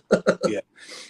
They just don't value life the same way. I mean, it's like people with morals is different. That people that like don't value human life, it's different. It's like going to like kill a bug. You're just going to kill someone like no big deal. It's crazy. Like I said, it must just be that something in their brain, because like I said, trust me, we've all been there. We've all wanted to kill people and would love to kill people. You just have that little voice that just says, you can't do that, don't do it. But I think these people just, I'm gonna do it. It's almost like they say it gets them. They reckon like they got a higher level when they did tests on a lot of them. Their dopamine levels are just through the roof. They have so much dopamine in that, and then that excitement of killing people and that, it's just like gets them going. Yeah, it does. I mean, people have their things. Who do you guys consider to be the best coaches for training to get big? King Kamali and Armando DB. Yep. Right. There you go. Training to be big. Eat. Lee Priest, I'll say go to McDonald's in Kentucky, you'll get big. Lee, do you still prep people at all anymore, or no? No, sort of. Like I said, it's like King said. When I used to help them, they'd like, you get the ones that ask questions, which is fine. But now it's like you said, you give someone something and then they go ask somebody else and ask somebody else. It's like, wait a minute, I'm meant to be helping you. Oh, yeah, but I was just asking their opinion. Then I'm like, then go fucking be with them. It's like, why are you asking me to give you a diet and training, but now you're looking for, like, Lee told me to do this. What do you think? What do you think that Lee asked me to do? It's like, if you don't trust me or believe in me, and you got to ask everyone else. It's like you said, now you got too much information, because someone might go, yeah, what Lee said there, but I wouldn't do that. I would maybe do this. And then the next person would say, well, I wouldn't do that. Maybe you should do this. And now you got all this fucking shit in your head. It's like stupid. So it's just like too much information. You could look the same way on stage, and 10 different people could use their own method to get you that same look. It doesn't matter. So you can't ask all these people. I mean, and me and King got it before. We'll have clients, we'll win like 2 or 3 shows in a row, and then they go hire another coach after 3 wins, and then they get like 5th or 6th place. You're like, what was even the mentality behind that?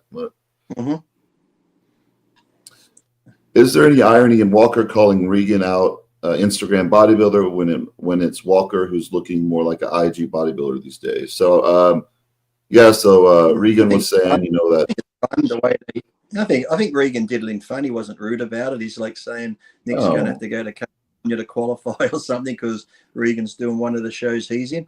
I think it's all fun in jest and that. It's like, I think it makes it interesting when they have like a little fair play like that. There should be that. It gets boring. They need to have those like a little shit talking. Like, why not? It makes you more competitive too. Like, hey, I'm going to come in better. So if you got to talk shit, you got to back it up. So the fake ones are the ones that look terrible. Like, remember, like when Boogeyman, what's Boogeyman's name? Blessing Adabu got into it, and they were like on stage, and then they were trying to start fight. That was fake. It looked fake. It didn't look real. Yeah. When I was fighting with Craig, I hated his guts, and he hated my guts. It was obvious, So that's why people. I never noticed that, King. I never noticed that at the Iron Man and that. I never caught on. I thought you were besties.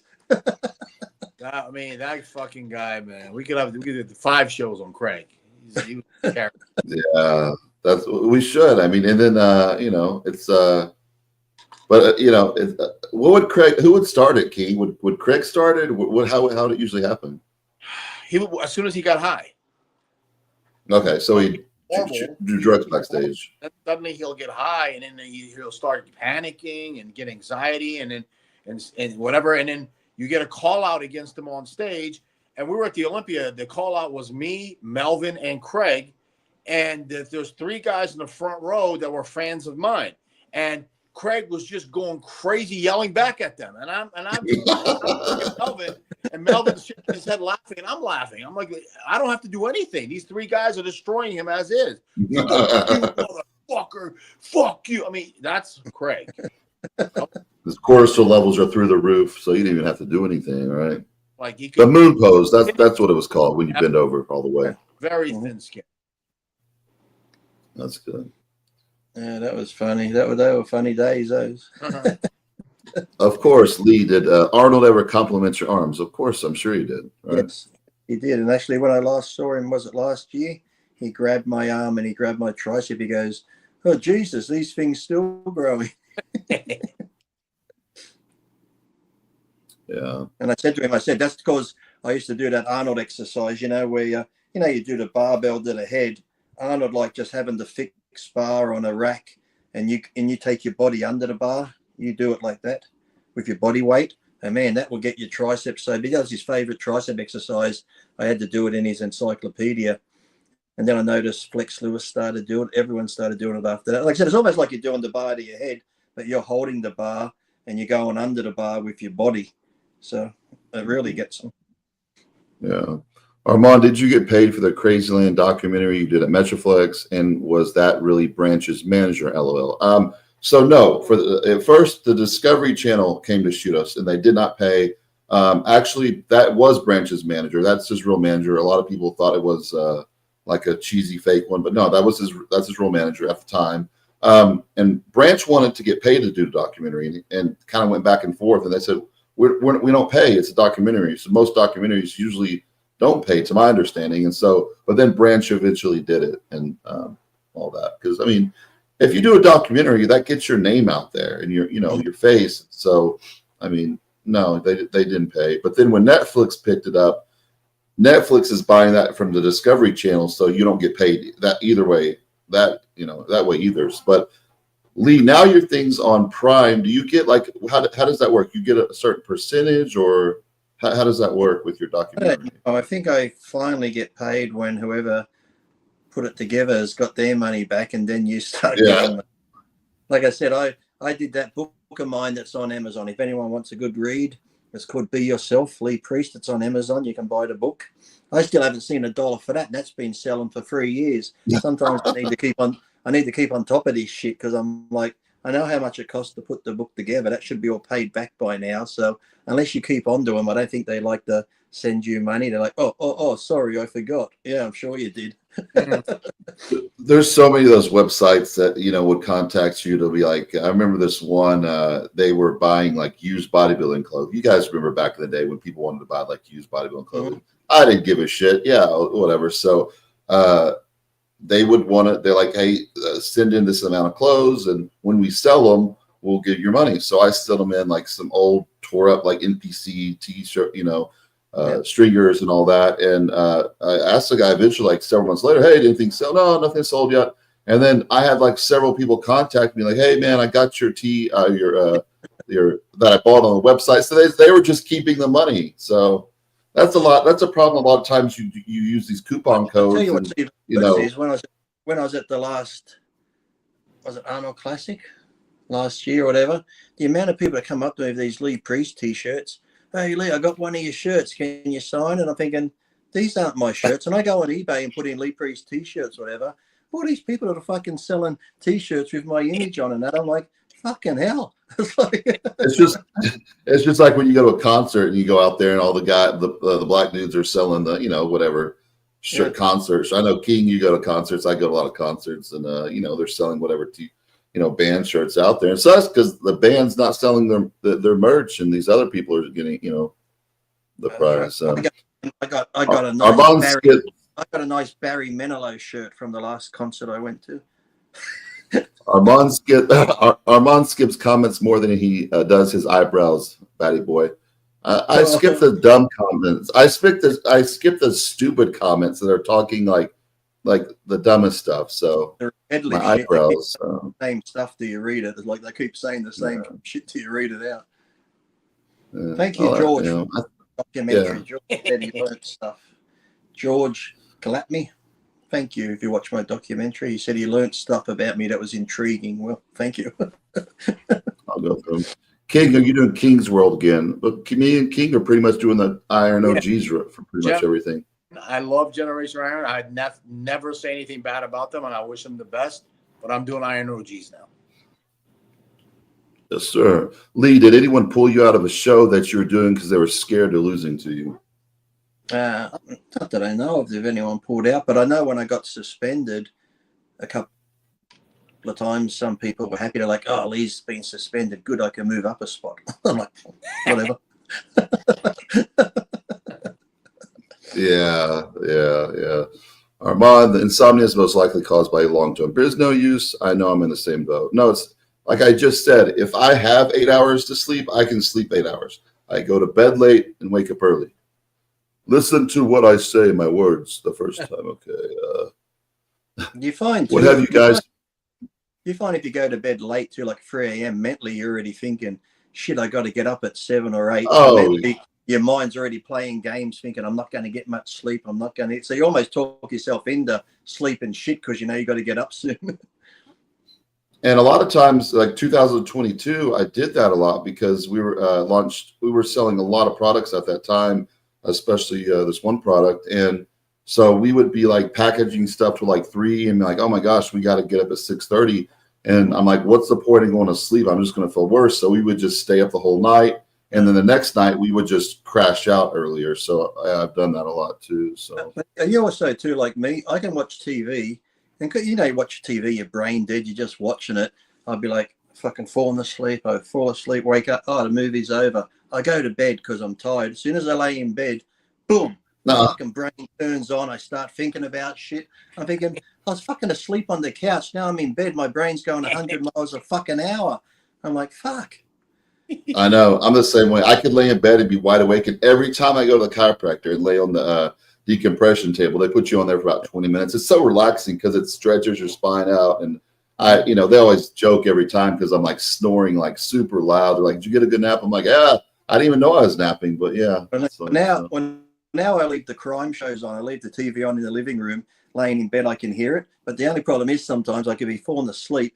But if it's an interesting show, I keep staying awake to listen to find out who killed the person. So now I put on that, I go on YouTube and it's got all those frequencies for healing and frequencies for sleeping at 728 frequencies. So I leave that on there. Yeah. I just focus on that music and fall asleep. So yeah, that does work. King, you sleep great, don't you? You used to get like 8 hours a night, right? I could sleep in the middle of Hurricane Katrina. King can eat as much as he wants to, like clean food. King can sleep all day. King can train like an animal still. I'm jealous of you, King. I was watching the start of. But the sleeping thing, I can right now, as we're doing this podcast, I can close my eyes and sleep for about 5 hours. No problem. Yeah. I can't sleep sitting up. Sitting up, I just do the. It's like watching. Maybe because you're not married, King. Maybe because you have no stress. Trust me, I've said it before. And how many podcasts have we done? Marriage is not for me ever, ever, ever again. No way. It's funny watching. It's very different. Watching the Stardley's podcast, watching King train, and those videos where doing the rows and that. It's like, oh, I miss those days going heavy. But then when I see all that weight, I'm thinking, fuck, I never really want to do that again. The pain, the fucking how uncomfortable it is to bend over and do heavy barbell rows, even heavy squats. When I think about it now, I'm thinking, oh, how the fuck did I do that? Because looking at it just looks painful now. Well, I think most people after a certain age, you shouldn't do bent over barbell rows anymore. You shouldn't do free weight squats. After a certain age, you're just putting your back at way too much risk of getting injured. There's no point to, especially you already built up that mass. You know, go in there and get a pump more or so pump workout. There's no point to it. That's the key. Zero. I say after a certain age, there's no point going to the gym. That I can't. Let's just go walk around the park. That's all we should be doing now, right? And just talk to people. Back in my day, I used to be as big as you, but you wait to get to my age. Your shoulders, your knees, it's all going to be fucked up. Yeah. Have that. It's not the park. For me, it's the cigar lounge. That is my place because it's all dudes and all the guys are talking guy stuff. It's all very, very testosterone based guy stuff. No women, no whatever. And all we do is just smoke, and everybody just starts talking. That's why I love cigar lounges. It is just a way to sit back, smoke a stogie, and just relax and talk. I'm scared. I'm scared when I move to this place with the river, because I said I enjoy fishing. Even if you don't catch anything, it's just relaxing to sit there with the rod. You get a few little bites. You're like, oh, got fucking something's biting the line. I just find that relaxing. I've got to do it for hours, and then I'll be like, oh, I don't feel like going to the gym now. You're also in paradise, man. Australia, for when it comes to people don't understand Australia. They have a misconception of deadly animals and spiders, and it is a beautiful fucking place, man. And the people are so nice. Just nice people. I love Australia. Yeah, it's a good place. It's only so fucking far. That's the only problem. Takes so long to get here. Yeah. You guys are the best. Lee should be a regular. Yeah, Lee's gonna come on at least once a month. He already said. So yes, appreciate it. I'm gonna be like periodical. I'll be like a period. Just once a month I'll come on. Just like a period, yeah. Learning more about the ups and downs of Lee's life was very intriguing. Definitely got more respect for him after learning all that about him. Thank you. That's why you guys, most people, they don't know people's story, like what they went through. They might see like Lee Priest, Lee Kamali, or whoever, and like, man, their life was so easy. They got all these titles. They were with all these sponsors. They don't see all the crazy shit you went through, hard relationships, maybe five marriages, five marriages, few suicide attempts, yeah. Oxy addict for like 4 or 5 years, getting arrested for crazy girls making there's so much stuff that people go through, and people think they've had a cakewalk, and they compare their life to that. Like, poor me, they had such easy life. No one that's successful has had an easy life. And that's the thing too. Like, look at even some of the most famous people. Like, sadly, like when you look at even stars, they got the life, they got the money, they got the fame, but some of them behind closed doors, sadly, are miserable. Don't have a great look at someone like even Robin Williams or someone. You think there's a guy, makes everyone laugh, great comedian, nice guy, gives the charities, helped, so much he did for Christopher Reeve, even his friend, when he got paralyzed, and then commit suicide. You just think, how could a guy like that has everything be fucking, they reckon some of the comedians who have sadly passed away are like that, because they get so much enjoyment making other people happy, but yet when they're by themselves, they're in a very dark place. And that. Well, that's what we kind of talked about the other week. Like, when we're all like that. When we do stuff for other people, it makes us really happy. But a lot of times, like, if we're feeling down, like, let's say going on a shopping spree, that's not going to help us feel better. But if we go, like, let's say you see a homeless person and go give them some clothes, and they're like, oh my gosh, really? Or go get you some food, and it brightens their day. That's a much more rewarding feeling than buying, the brand new jeans or, whatever, expensive clothes or cars or whatever. And like I said, there's nothing worse too when you are feeling down in that dark place by yourself. I always make myself get out, go do stuff, because if you sit there in your own thoughts and go down that rabbit hole, that's the worst place to be. Staying inside is the worst thing you can do when you're depressed. Get out, get to the park, like, breathe in the fresh air. Like, all that sounds maybe cheesy, but it's the truth. Another thing you can do mentally is not believe that other people are having great lives. No, they're not. Yeah. They have their own issues. They have their own problems. They have their own headaches. So your ex-girlfriend, this is an example, your ex-girlfriend who you go and you sleep at night, you think to yourself, she's out with some dude right now and they're shopping and this. No, she's not. No, she's not. She's not doing that. She's going through her own pain. She's going through her own struggles. That's one good thing you can do mentally. Be strong and just realize that it's not happening on the other side. The grass isn't greener. You just make yourself better. Concentrate on just. That's the number one rule. Yeah, that's what we were talking about earlier. Like I said, money. It's true. Like, money doesn't make you happy, but having money.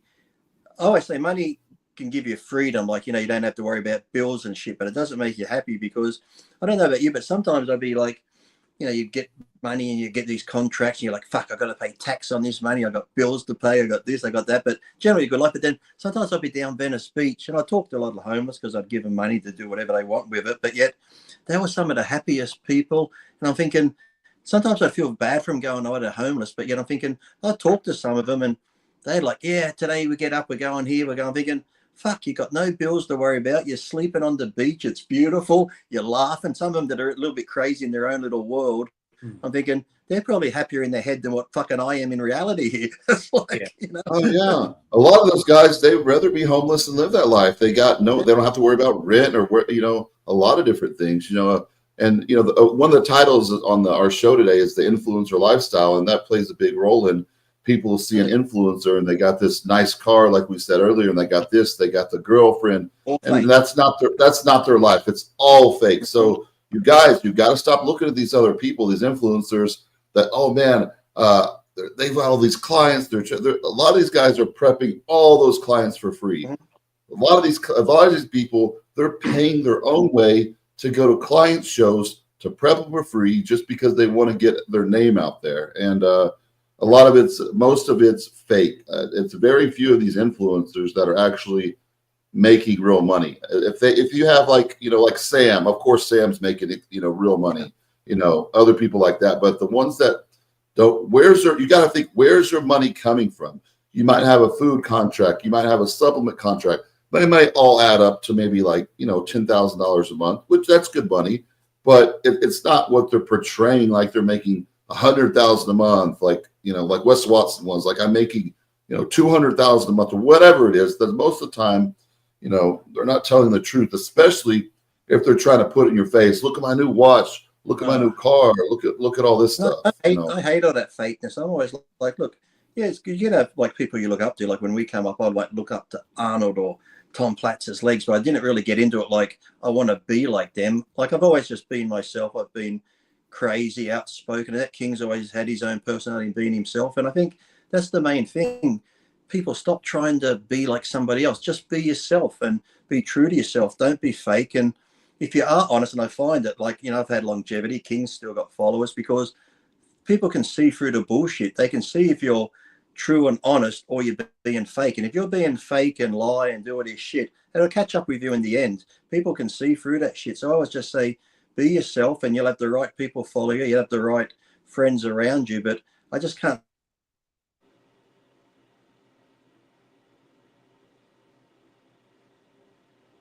I can't hear you, Lee. King. I can hear you.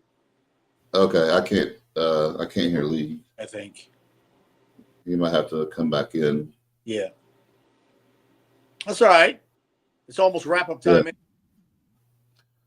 He'll come back on. Do you guys think they should make a talk, Lee? See if we can hear you.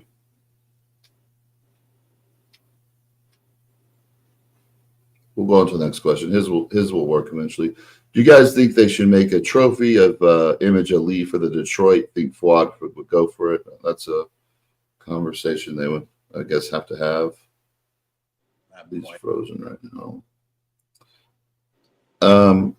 What did Rich think about Rich Piana when he lived in LA and before Rich reached his mutant level of fame? What did Rich think about Rich? What do you mean Rich think about Rich? I think he's trying to say, what did Lee think about Rich? Yeah.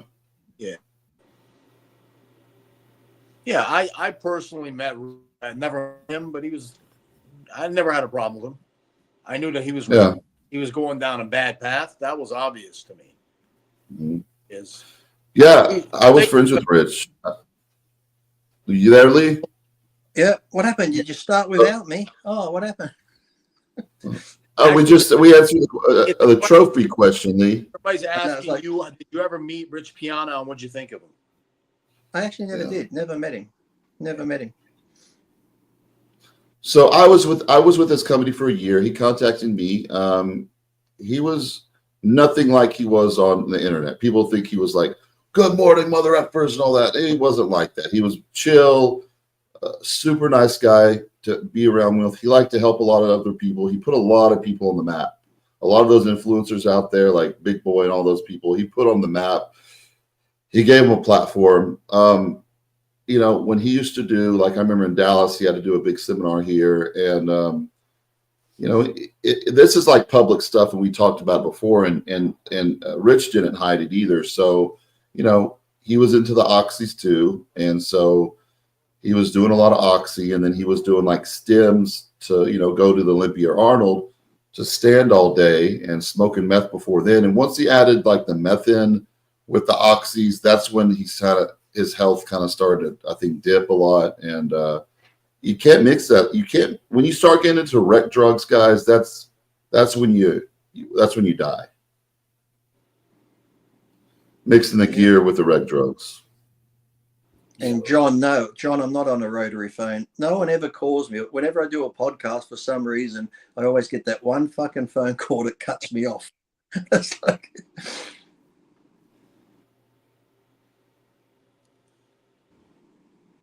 I used to like the old rotary phones too. Yeah, me too. I don't believe I've ever seen you on TV. I don't know what this guy's talking about. TV. If he's talking about me, you can just Google it. I don't know. Do you think if today's pros had access to the same quality gear like it was available during Lee's reign, today's guys look so blurry, lack of separation, striations? I don't think it's the gear.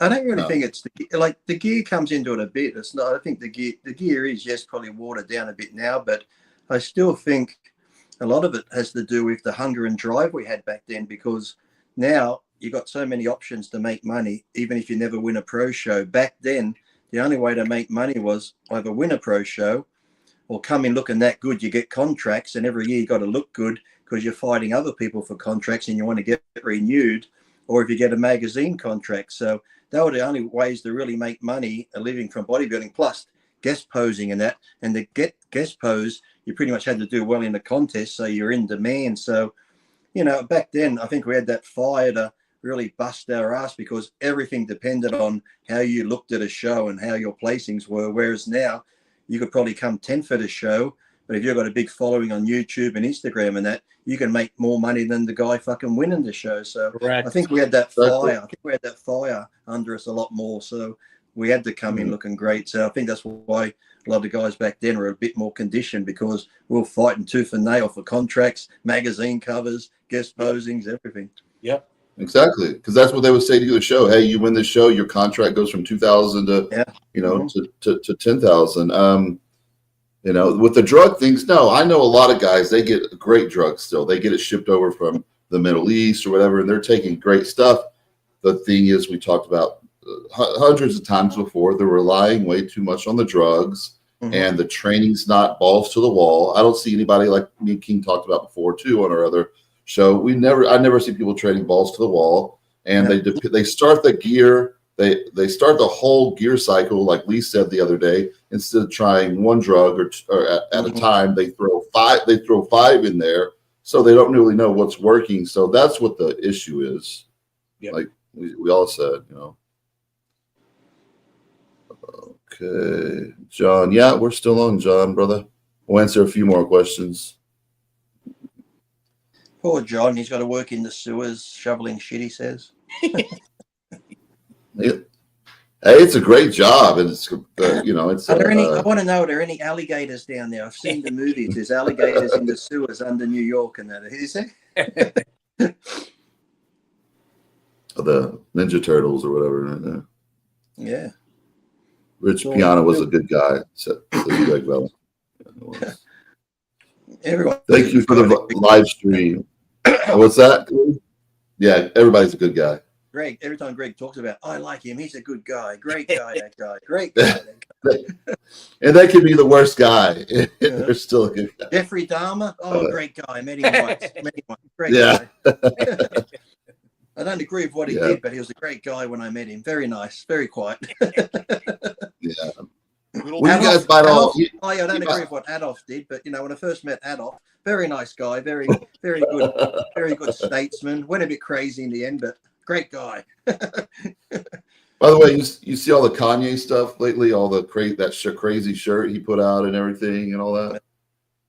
I think he's lost the plot. I think he's either lost the plot or he's very smart at just getting attention. And like the thing we did with that girl on the red carpet, his wife, and had her naked, that got so much attention. I'm thinking, who would do that? So he's very good at just getting attention and getting his name out and word out there. But is it helping him? Or I think it's like almost a bit of both, because he's like one of those people, you either like him or you hate him. It's like, well, he must still be making money. So. Well, he's making tweets the other day. Like one tweet was like, and it's really him. It's like, hey, yeah, I saw these two people that were special needs in a wheelchair, and they wanted a picture, and I just laughed and walked right past them. And then like that's a tweet he's making. And then the shirt he was selling was a swastika shirt. And I heard that. Spotify, Shopify took it down because it's just a swastika. And people were like, what is the guy? He's just, trying to get attention or stay relevant, or maybe he lost his mind because first, remember, he was doing the gospel. He could have used that excuse, but I think it goes the opposite way, because I know certain parts of Buddhism and that use the same symbol, but I think it goes the opposite direction. The side. Yeah, if you turn it, it's a symbol for that. But I think he's got the mental issues too, because first he was like found Jesus, he was into gospel music and all that. Now he said God didn't answer his prayers and that he's God now. So I think it's a mix of both, a lot of mental stuff in the industry and plus staying relevant with God's very busy. Didn't you watch Bruce Almighty with Jim Carrey when he was God? Morgan Freeman made him God, and all the fucking voices in his head, people wanting shit. God's a very busy person. Would you guys let your wife wear what Kanye's wife wore out? No. Yeah, that's crazy. That's you. I don't think we say no, and now there's going to be women going, look at you controlling men. It's like, it's not about being controlling. It's about having respect for your wife and her having respect for herself. It's not about controlling. I would go a little bit further and say, absolutely, I'm controlling. Absolutely. It's in our Persian blood to be a little, to kind of be a little like, hey, we want things this way. It's not like you gotta like, hey, if you can't do these things, we're just not for each other. If you can't show respect towards me, if you have all these girlfriends that are telling you, come out, drink here, come out, do this, and then they're trying to influence you to see other guys. No, I'm not okay with that. That's not okay. If she's wearing that in public, that just shows me no respect for her husband at all. Well, I mean, how could you love your wife? Actually, really love your wife when everybody's looking at her in that way? Just like, it's not like she showed her fucking flaps to the world, man. That's it. There's no coming back. Exactly. And how could she love you? How could she say she loves you? And this is yours. This body's yours, but yet you're showing the fucking world. It's like when the women say, I got these breasts. Honey, I got these breast implants for me, but I got them for you. I'm like, okay, but why are you fucking showing everyone? Every time we go out, your tits are fucking 3/4 hanging out. Why are you showing the world? It's like, yep. I always tell dudes, never buy your girlfriend tits, because when you break up, some other dude enjoys those tits, whatever. That is true. Hey, we all make those, mistakes. Lee, did you ever place behind Milos at a show? I'm pretty sure I did at some point, but majority of the time I beat him. Maybe in the very beginning, I don't know, because every time I see him on podcasts, he's always talking about when I beat him, and on the European tour, I beat him at every show. So maybe the first show I ever did, the Niagara Falls Pro, when I got 9th, maybe he placed ahead of me, because I think that was one of his first pro shows. I'm not sure, but majority of the time I was ahead of him, unless I was just really off and didn't want to do a show. All right, boys, let's answer a couple more and then let's wrap this up. What are your trophies in the back? The shows I've won done.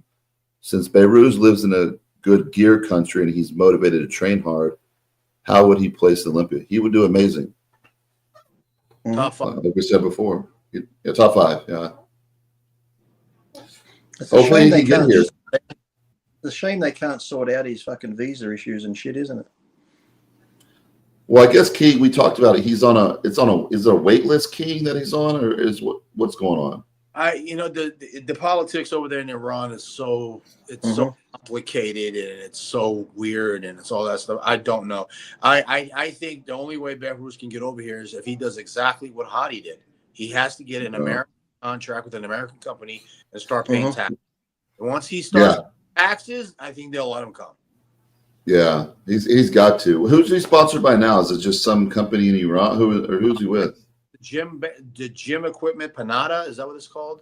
Oh, yeah. Okay, out of Italy. So, yeah, he needs an American company. And then Hani too. Hani, he didn't take on many athletes. Hani would have like 5 or 6 athletes at a time. So Hani had some strings to pull too. You think Piana been in America too? Because I know Bob promotes it and that. So they got an American base there. You think at least maybe they could say, hey, we're signed him from the American Piana side and maybe do it that way to get him over. You think there would have to be some company willing to help and, put him on the books and say he's working for us. Because these are his best years. How old is he, King? 34, 35? Mid-30s. Has to be in the mid-30s. Okay, yeah.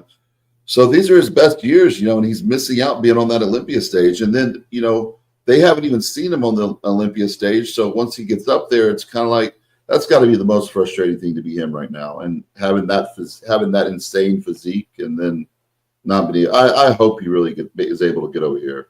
Yeah, me too. What else, boys? That's it. Good show today. That's about it. Great. What you got? What's the Arnold? Is the Arnold a week or two away now? A week and a half? 1 week. Yeah, we could do some predictions next week if we want to. I think me and King are going to do it if you want to join in, Lee or whatever. I know you do John's too, so I might jump on John's too. I think John messaged you on King also, but yeah, that's it. Great show today, boys. And then what do you got going, Lee, today? I know it's like 9 a.m. there now. Yeah, a bit after 9 now. I might go to the gym and do something, but no, I'm one of those people. I'm too relaxed now sitting here because normally I get up, have coffee, go to the gym at 5 or 6. Now it's 9. I'm thinking when I get to the gym now, as soon as I get inside the gym, I'm going to be like, if I had to come at 6, I'd be fucking finished now. I don't feel like starting. It's like I always in my mind now, I think I got to play catch up. So if I don't do it first thing, it's always harder for me to do it later. Even if it's 2 hours later, I'm thinking maybe tomorrow. I'll start tomorrow. I just hate procrastinating and having to get there when everything's packed and all the broccoli heads are around the bench and all that. You can't use any machines. That time is, the 4:30 to 7 o'clock mark is. And why is what time do you train, King? First thing in the morning. Yeah. Okay. Yeah. And there's always two. You ever had it too where you can go to a gym and there'd be like a couple of broccoli heads. It might only be 2 or 3 in the gym, and for some reason, anything you want to do, you think, I'll go do that next. They're fucking on it. I'm thinking, can they read my fucking mind? It's like, I'm not even going to think about what I want to use next, because whatever I think about, these pricks go and hop on.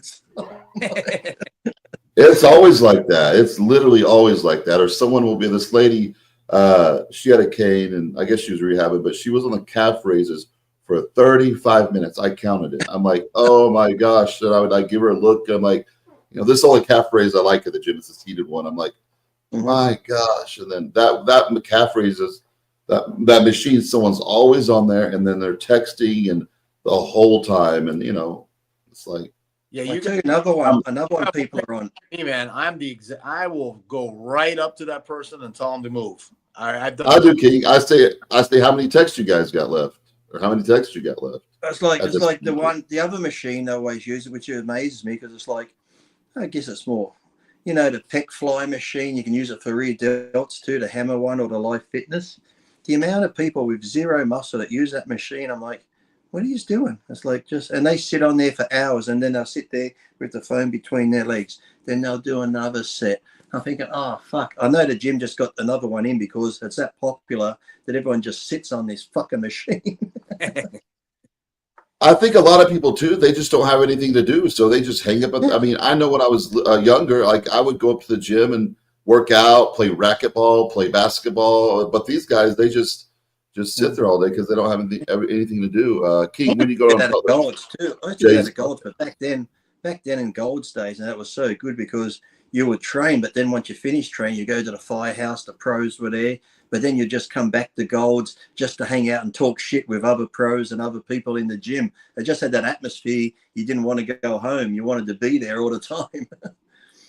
I miss those. That was a fun time then, though. I mean, when I used to even go out there, for me, even though that was later on, that was now I go to the gym, and like you said, I see the broccoli hair kids in there. As soon as I walk through the door, I'm like, oh fuck, I want to go home now already. I don't even want to train. I want to walk straight out. We'll answer this question and then we'll split. Who's going to be the most popular person at the Arnold? Samson. Sam, yeah, guys. Sam or Samson, Mr. Olympia. Yeah, I think Samson will be, and Sam Sulek will be pretty popular at the thing. But then you'll have the regulars too who aren't competing. Jay will always be popular in the crowd there. But as far as competitors go, I think Samson. The thing is, like, nothing against Derek. Popular on that. I've been looking at Derek's pictures and that. Nothing against him, because I said he's fucking Mr. Olympia. You can't say nothing bad, and he looks great. But I just get this feeling like his ship has come and sailed. I don't know whether it's just other people are getting better and he's not looking as impressive. I don't know what it is, but maybe I'm totally wrong and he wins the Arnold. But I just feel like now these other people, Samson, Andrew, are just going to start pushing him back. And that's nothing on him because he's still great. But I just think these other people are progressing a little bit quicker or something. I don't know. It's just a weird feeling I get that we have to see what's going on here too, because we don't know how his mental state is. And that's extremely important. Going from Hani, like we said, Hani, babied him a lot. And now he's with Aceto, which is a completely different coaching style and everything. How is he going to do? So that's going to be really exciting to see how they come in. And like Andrew, Samson, and Derek, they can all interchange. It depends how they come in. And I've always said, like, people don't realize the mental side. I said, yes, to be a bodybuilder, you lift weights, you got to be physically strong in that. But to get through workouts, contest prep, contest, if you're not fucking strong here, you're never going to fucking make it in bodybuilding, because trust me, it's more here than physical. Yeah, facts. Yeah. All right, guys. Awesome show today. Have an amazing night, King, and an amazing day, Lee. Thank you. Iron OGs. Peace out. See y'all later. Peace. Talk to you later. Thanks, guys. Thank you.